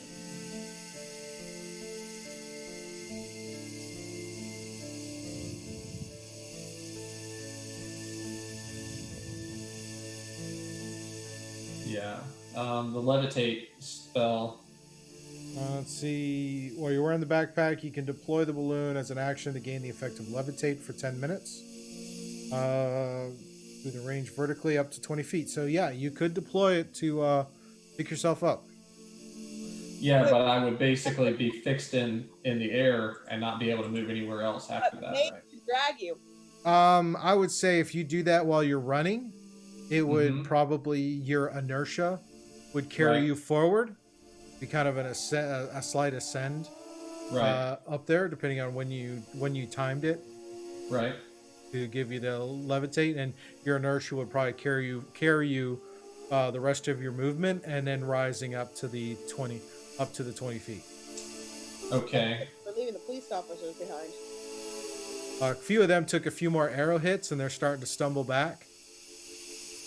Yeah, As you kind of look back, a couple of the jackals have overcome them, and have pulled them to the ground, and you hear some screams as they're being attacked, mauled.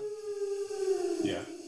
As the archers are still pursuing as well. Right. And Pearl has feline agility, right? Yes, she hasn't used it yet, but she's used it to wall climb and jump over. Right. Okay. I am going to Mission Impossible this thing, and run towards, get a running start towards the entrance, pull the cord on the levitate on the balloon pack, and lift myself up. All right. Give me an athletics check for the timing. Okay. Oh, 21. Nice. So yeah, you're able to judge that distance as you're running up on that jackal, and you kick off at the right moment, and you just kind of soar over. And then as you pass him and kind of get a little bit past Pearl by about 10 feet, you continue to just rise up to kind of sit at that 20 feet as then start to kind of sit there. Right. So at that point, I look down at Pearl and I look over to Maze and just wait. All right. Pearl, what are you going to do now? Running. Keep running down the alley? I'm dashing, but I'm not going to use my feline agility because I'm trying to keep with him. Well, he's now stationary. So as you rush past, you continue past. He's kind of just sitting there. I stay with him. Only at a very slow pace, kind of moving along from. I grab him and kind of pull him since he's still hovering, or is he landing?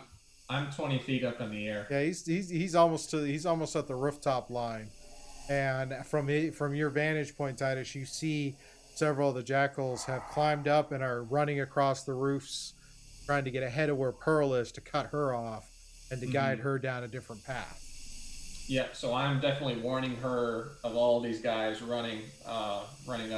And Pearl, as you're going and you hear that and you're looking up, you're seeing the silhouettes in the mist kind of run forward to try and get ahead of you. Maze, what about you? What are you doing? I don't know what I'm doing. Can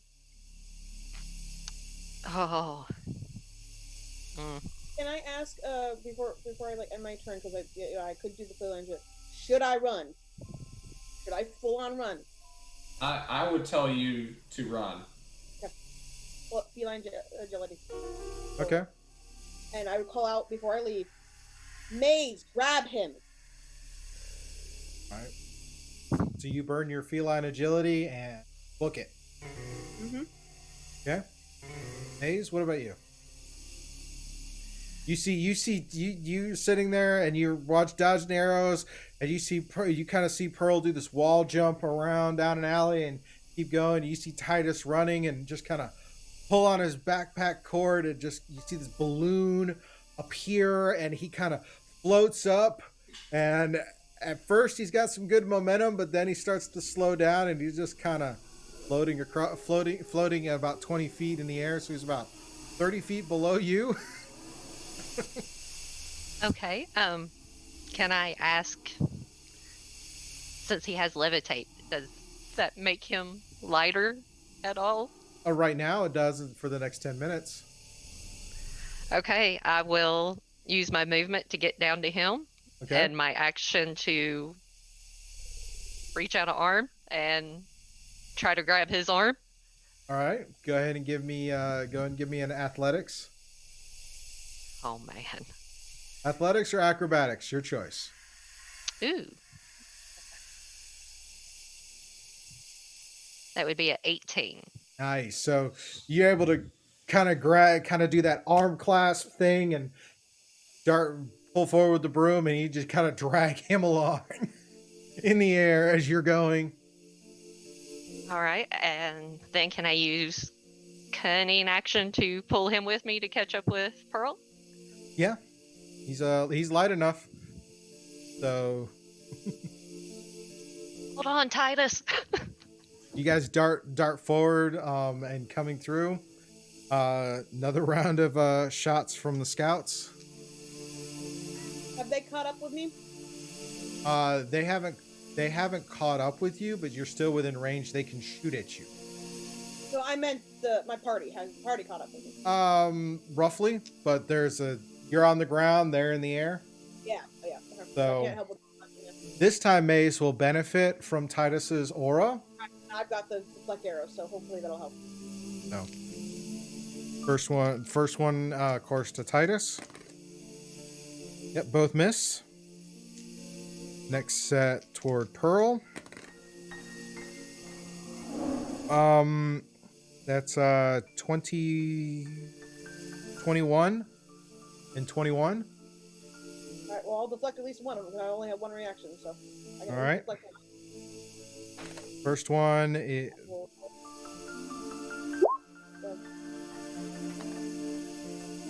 So the first one is going to be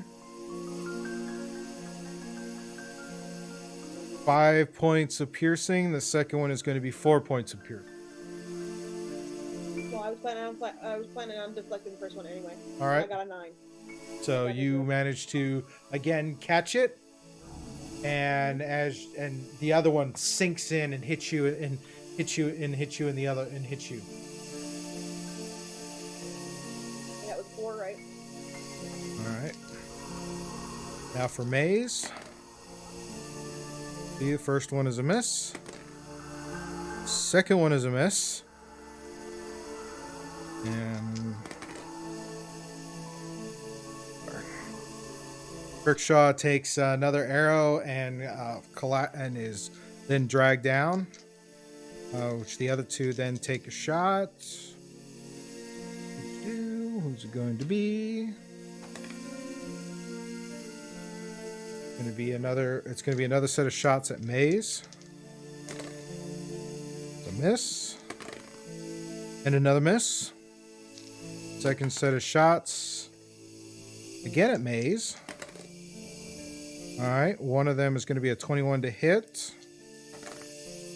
And the second one is going to be a dirty 20 to hit. And those were disadvantage? Yep, those were the disadvantage rolls. Ouchies. So the first one is 5 points of piercing, and the second one is another 5 points of piercing. Ooh.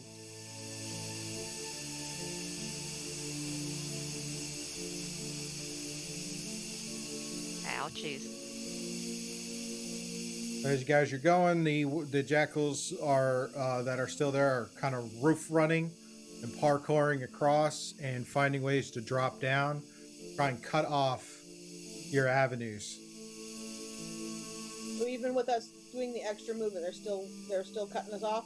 Yeah, they're still cutting off the extra path, still trying to get you to move to leaving you one route to kind of progress along.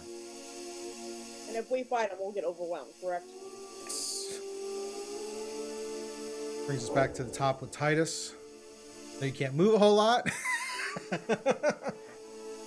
I will look back at the jackals menacingly. They won't be able to see my face very well, but they'll know. They'll know.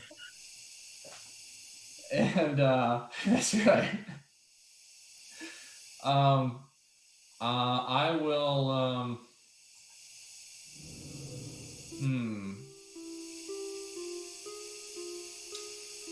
All right, I will use.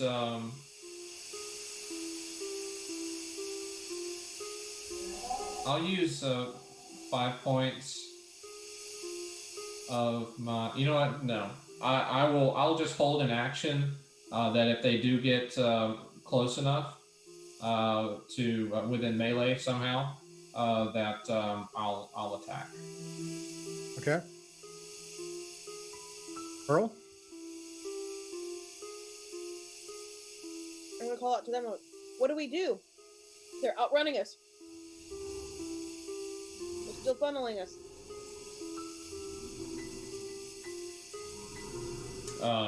I'll say we have no choice but to run. What? Dash. All right. Go ahead and give me a perception.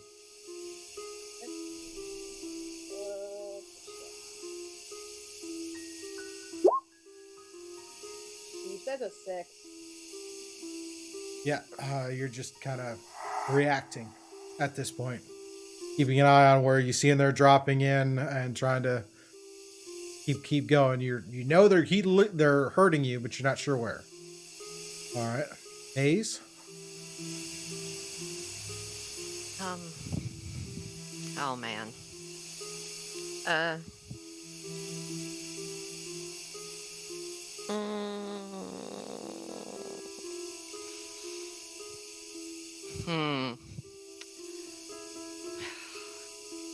I don't know if this will work or not, guys, but I'm going to try it.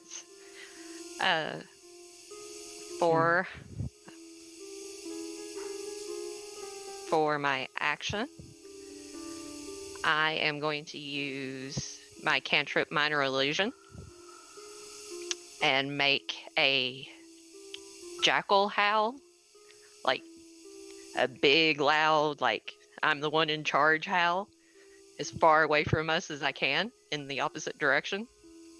Okay.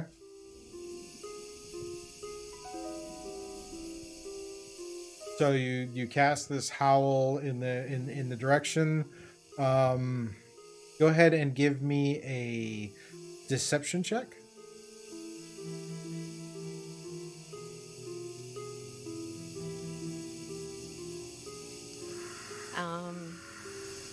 I'm going to use my D4 inspiration with it too. Sounds good. All right, that would be a 19. All right, you hear it. You hear it go off, and you see several of the jackals that have been pursuing you stop and look off in that direction, and do kind of a responding howl, and wait for a reaction. It opens up some opportunity. So it looks like you have confused a few of them, not all of them, but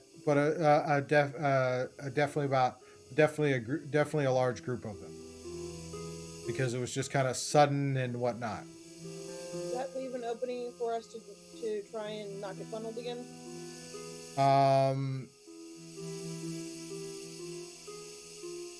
You had that go ahead and roll a perception. Can I roll as well? Yes, you can.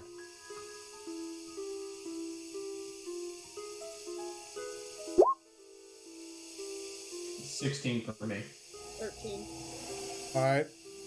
So, Titus, as you take a moment to kind of survey the area, you do see an opening in the that from the confusion, and down the road you see what appears to be a walled area with an archway that you could potentially dart into. Okay. Try and darting there until they don't see where we go. Yeah, it'll be easy for you, not so much for us up in the air. Yeah. But I'll kind of glance down to Pearl, point it out, and to Maze as well. Right. And how far is that access from us? It's about 60 feet. Okay. So depending on how you want to take advantage of the deception of the momentary distraction to kind of get out of sight or whatnot, this round will determine that.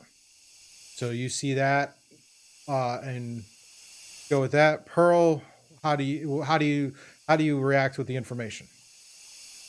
I try to take that direction, and I'm gonna try and stealth at least until the rest of the group gets there, and then kind of just go follow them. Okay. Go ahead and roll your stealth.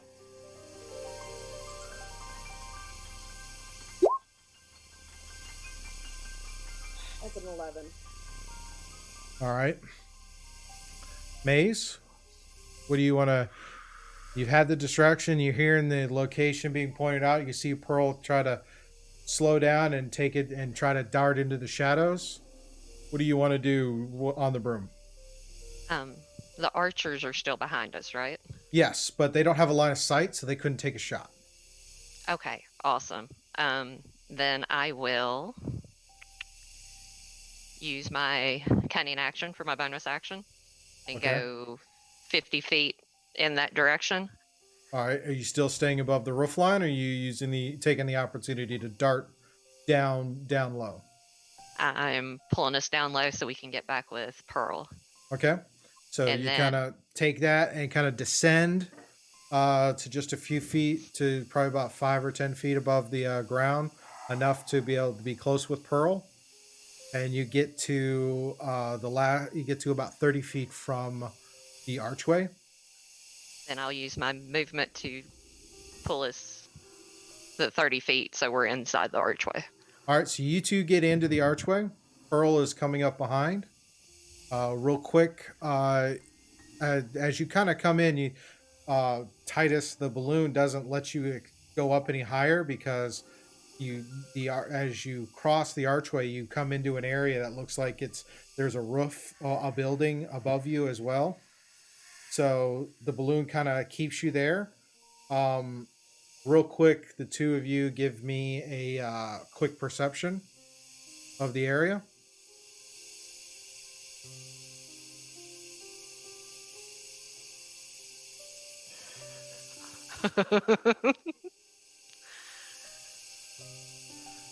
I am so enamored with the balloon and how it just kind of bounces off of the ceiling of this room. That is what I am inspecting at this time. All right, Maze. I am watching him watch the balloon as we're going through here. Did you get a nat one too? Close. With my plus... Wait a minute, I'll tell you. With my +5, I got a big total of 7. Oh, wow. All right, Pearl, as you rush through the archway, real quick, give me a perception. 16. All right, you see above there seems to be an opening or a groove for a portcullis of some type, and you see the mechanism to operate it on the side. What do you do? would that stop the That'll pursuer? close that off where they can't pursue anymore. Yeah. If my party's with me, I'm knocking that one down. All right, go ahead and give me one of your unarmed strikes. Okay. Exactly. Look at that. The right person for it. So, I'm sorry. That's a 11 to hit. That will hit. Go and give me your damage.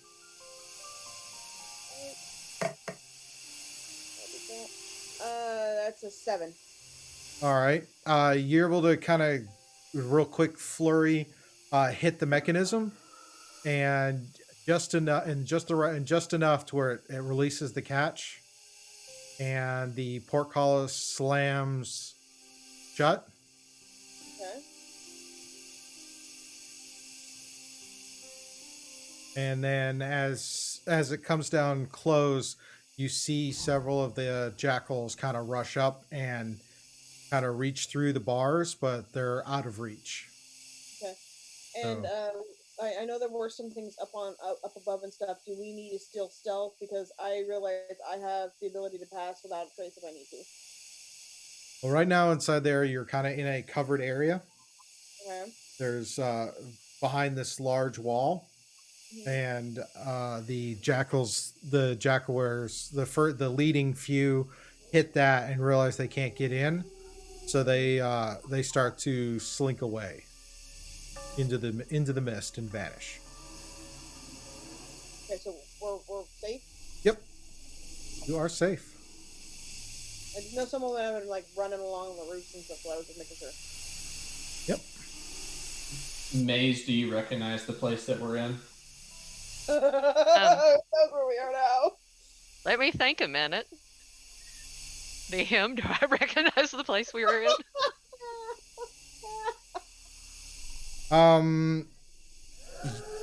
Looking about, it appears to be a carriage house of some type. Okay.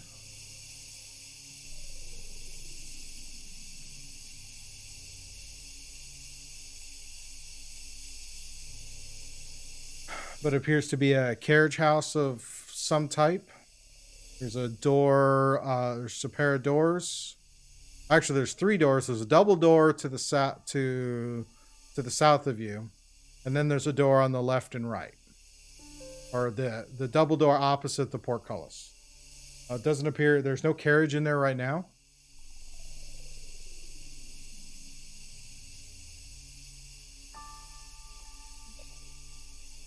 Real quick, am I supposed to see anything on Roll20?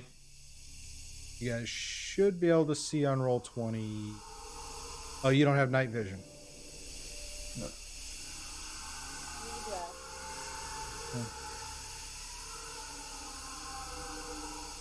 You should be able to see something. A token? Yep, Yeah, I that's see all my I token. see. You see your token? Mm-hmm. Mm-hmm.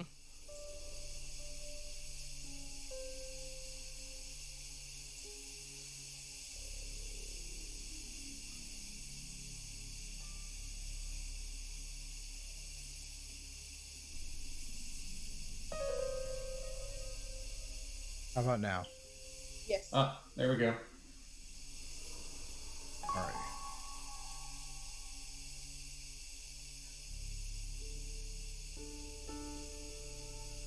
Which way did we come from? I'm guessing that portcullis thingy above us from the north. We came from the north, correct?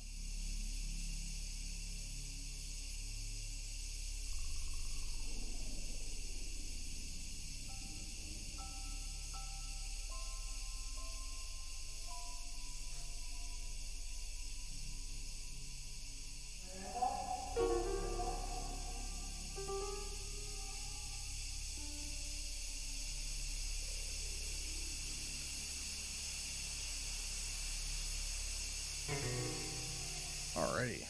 So, all right. So we have our carriage house here. So you guys are in the foyer, this front area. Said there's a door opposite the portcullis, and then the door on the left, and a door on the right. Maze, do you know where we are? A carriage house?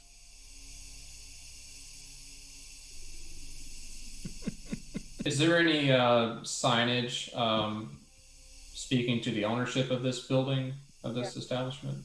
Not from what you can tell. Okay. We need to be careful. We don't know where they were trying to funnel us to. I know we pulled off, but still.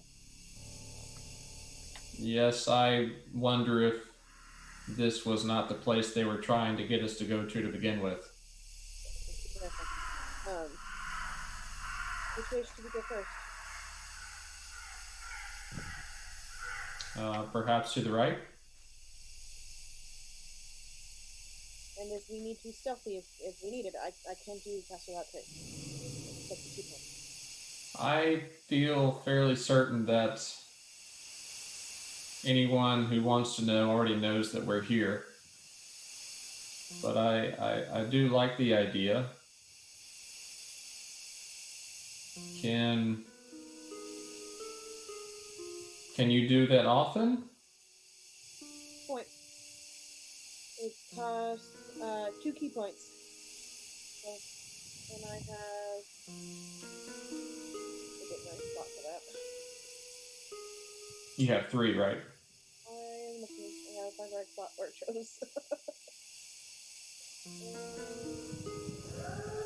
Yes, I have 3.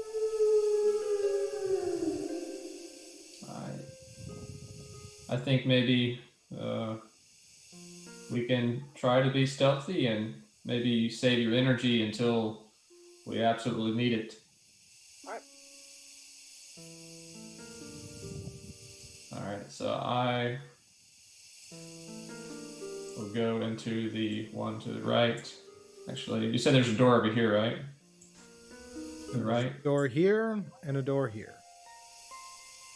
And then a double door here. Okay. I'd like to go to the one to the right, but it's not letting me cross over. Yeah.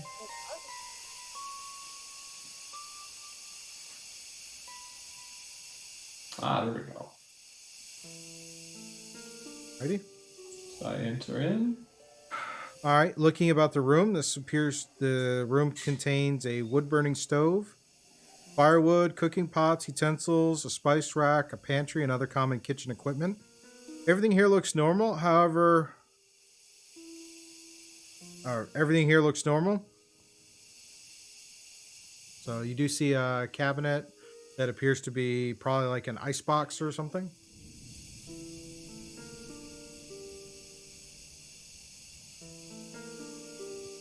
Is this a stairwell? Yes, that is a set of stairs that lead up to the second floor. Perhaps we should go up the stairs and see what's up here. Hi.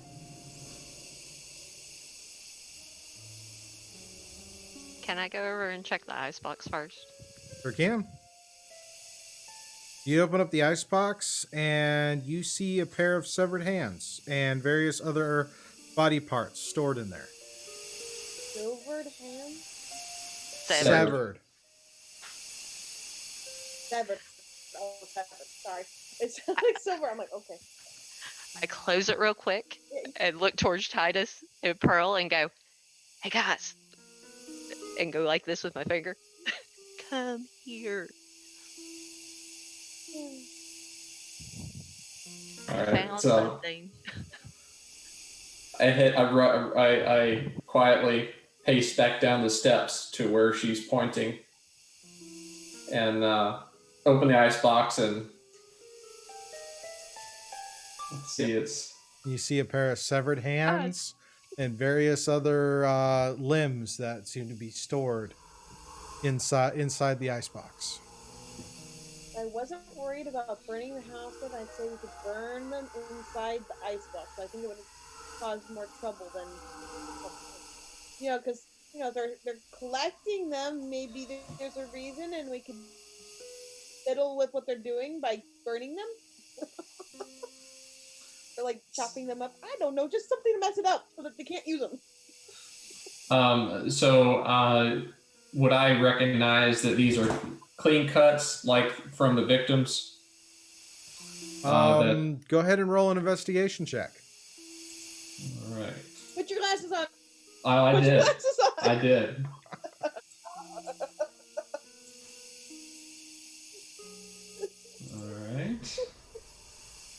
All right. 18. Yes, the hands appear to be belonging to Meryl Grigsby, Coath's wife, who was recently killed. Yikes.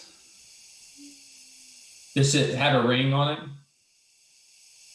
No jewelry. Okay. That was pretty good investigation to recognize that it was her hands. So I tell the party that appears to be Meryl's hands. We do. I think we should just continue to move on. There's nothing we can do for her now, obviously. Yeah, but like I said, is there any way we could like stop them from using it? Perhaps, but I don't know that holding on to these hands will do us much service. Well, like, I don't know, they're keeping them in an ice box, so we at least dump them out so that they, are exposed and maybe they can't be used as much because they're tainted. I don't know. Is there any place in this room that we could hide the ice box? No, I'm saying not hide the ice box.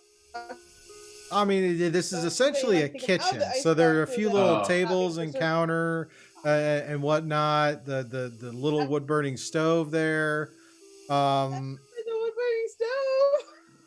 Yeah, Maze reaches in and grabs the stuff and throws it in the wood burning stove. Yep.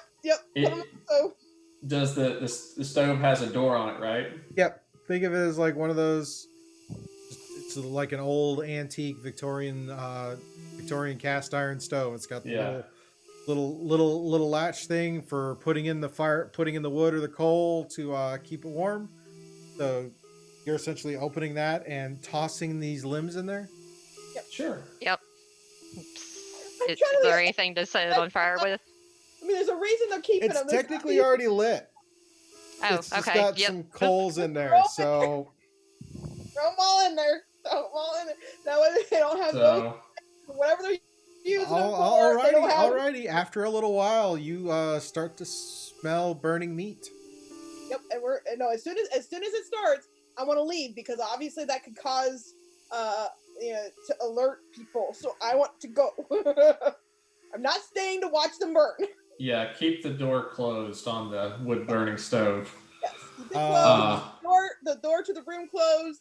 Maybe take a towel, stuff it against the door so it doesn't seep out into the hallway. Yeah, it's not so much that it's smoking. It's just the smell of the burning meat. Anything that'll help it. But yeah, I'm just saying. All right. So. Some way to stop them, man. I don't know what they're doing, but they're using these things for something. Alrighty, so you did that. What do you guys as you did that, are you guys all going upstairs now? Yeah. Let's see where else we can lend a helping hand.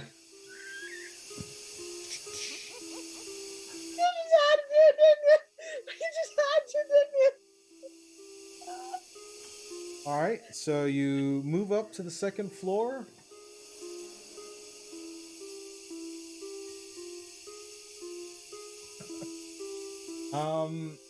Come to a hallway. As you come up the stairs into a hallway that has a couple of doors.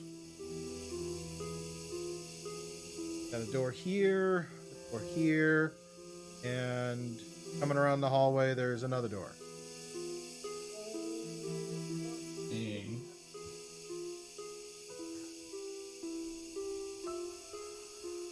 Yeah, I'm seeing the same layout as before.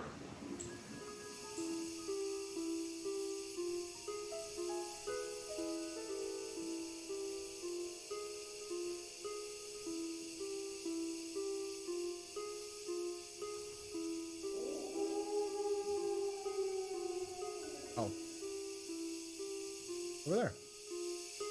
How about now? There we go.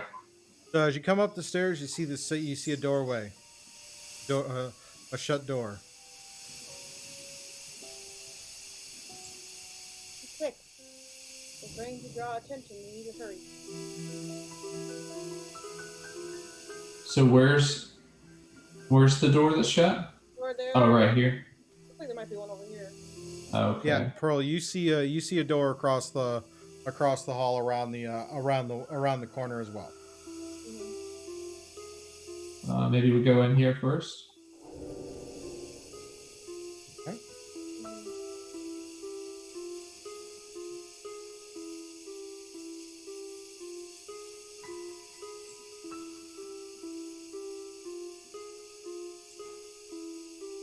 All right. As you come into that room, you see what appears to be a typical bedroom. But there's a single occupant, a beautiful woman dressed in a Victorian-style nightgown. She kneels at the foot of her bed.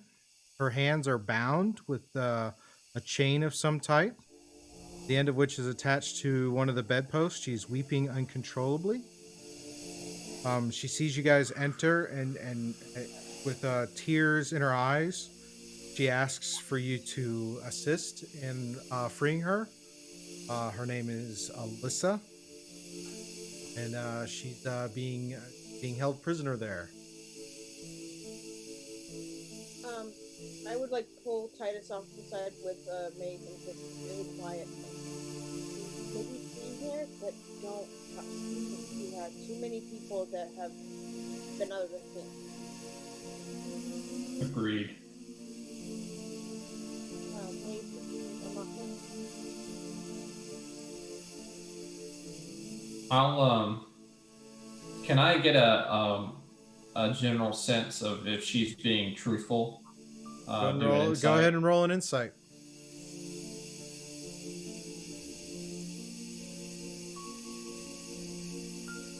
That was so close. 9. As far as you can tell, she is being truthful. She's pleading with you. Her hands are bound by this chain. Does the chain appear to be silvered? Yes. It does appear to be a silver chain that is binding her hands together. I will put up my hand and to say for Maze and Pearl to hold on. This chain is silvered. Why use such a metal for you? Speaking to Alyssa. Purposefully insight as she answered for the She's not sure why that it's a chain versus rope, but she's just in a kind of a fit of hysterics. She tells you that there's someone named Barden has been keeping her prisoner and has made some pretty disturbing threats to her. So she's just in a fit of hysterics to try and escape.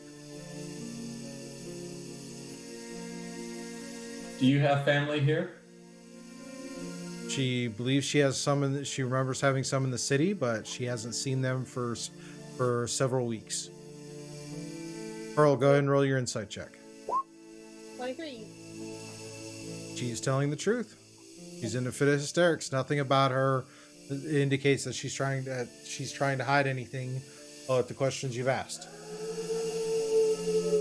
Still being cautious, but I don't go ahead a lot.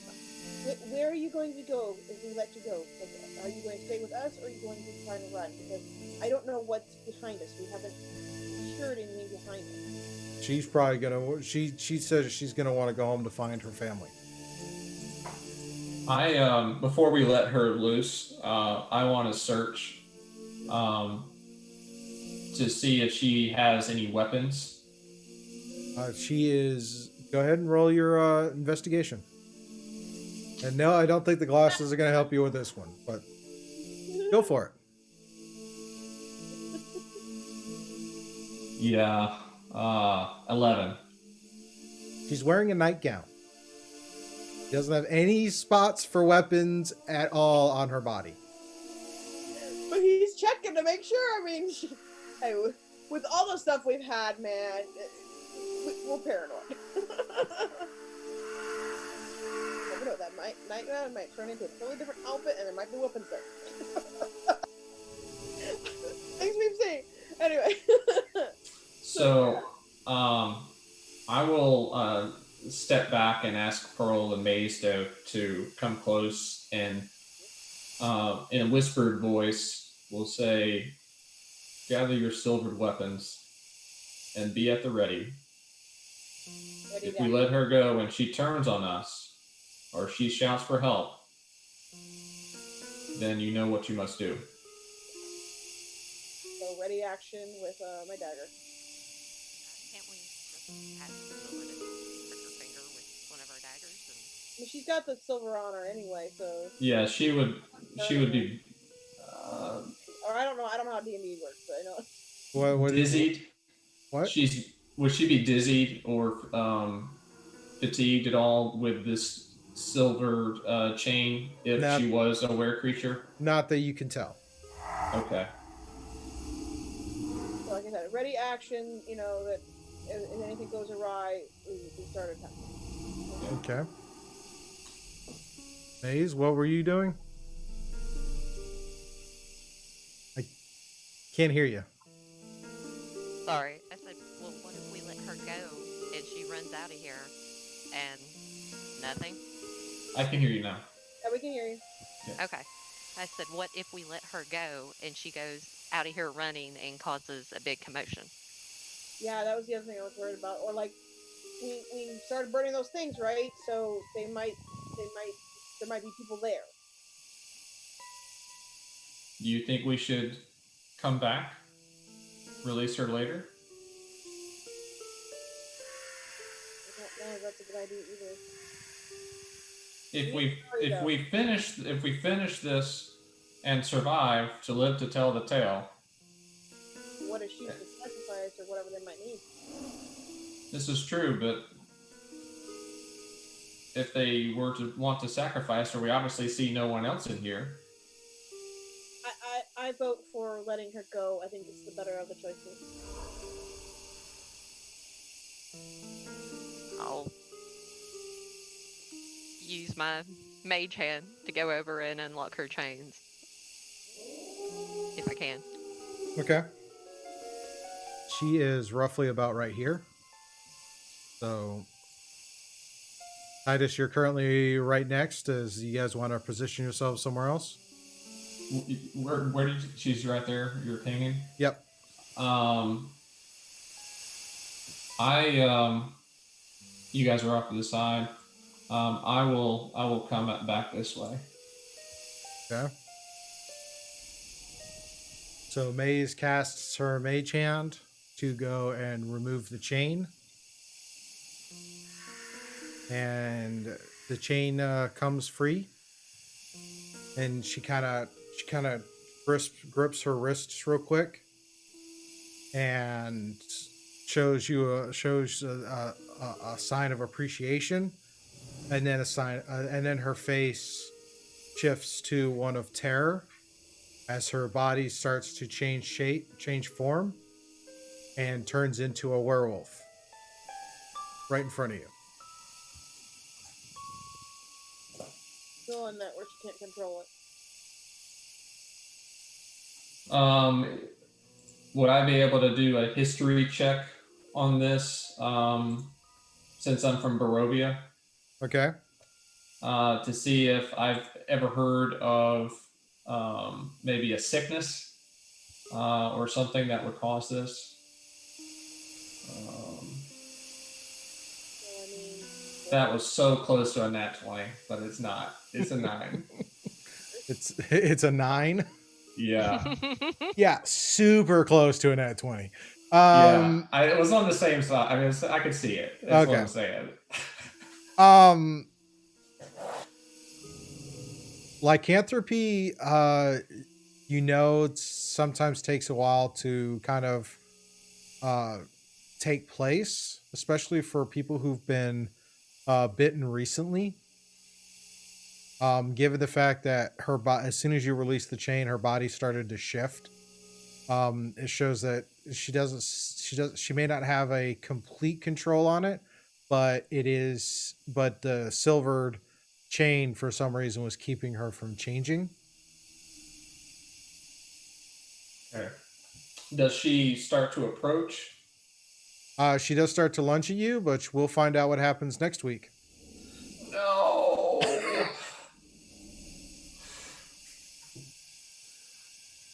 Just dangling off the cliff there. Personally, I feel like I should aside and see if she run out the door. So she's running at us.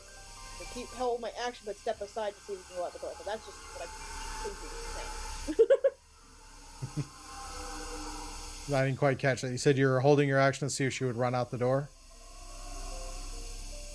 She did no. She actually just lunge. She does lunge at y'all, but we'll see what happens with that next week.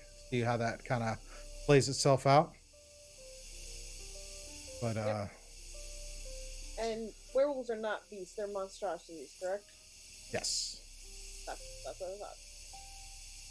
They are monstrosities. I'm getting better at knowing the things, so. Hey, it works. It works. So thank everyone out in the chat for hanging out with us. Thank you to the cast for hanging out with us. Real quick run through this wonderful activity feed of things. Ms. K, with all of the bits you've cheered, that is awesome. I can't even begin to count how many, but it's definitely quite a bit. We got to see our first wandering monster since all of this happened, which was a group of scouts to add to the chase from the Jackawares. Kit Matari, thanks for the bits. Saladin, thanks for the 6-month sub. JC, thank you for the 4-month sub. Kit Matari, thanks for the 5-month sub. So appreciate you guys. It takes resources to do this, and you guys' support lets us keep doing these wonderful things. But check us out tomorrow morning, Sunday with Scoob. Gonna paint another mini for the majority of the show. Probably gonna work out that color palette in the morning and then get into painting. And we'll be back next week for more Challenge Accepted. Got 2 episodes left, and then we should be wrapping this season up. So are you guys excited? Yes. Yeah. I feel like we are like right. I mean, we're finally in the vicinity of where we're supposed to be, I think. And it's kind of like, bowling with those little guardrails up. They were Jackawares running us directly to where we needed to go. But this episode's been a lot of fun. Getting those glasses was pretty amazing for my character with a -1 to his intelligence. So I'm stoked for the mask as well, because I love animals, so I'm stoked for that. Glad. And plus got to use that balloon pack in a very creative way. Yeah. Gotta say that was awesome. So real quick, Titus, what was your favorite? And obviously, it's kind of a toss-up, I think, between your favorite being the balloon pack or the glasses. But what was probably the most least favorite or most intense moment of the session? Oh, when you said we were going to do it next week, that's probably the least favorite. But my most favorite was the glasses. Getting the glasses and getting to RP my pretty much blind character, being able to do some investigations at very close distance. So that was a lot of fun, and I don't know. It's just good. It's been good. All right, Pearl, what about you? What was your favorite and scariest moment, or least favorite moment?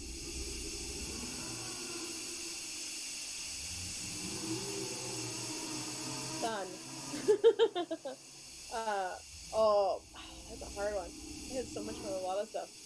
I'm super stoked for the gift. I'm really excited about that. And just all of the funny moments that we've had this time. Least is probably finding out about the stupid scarabs. Not happy about that.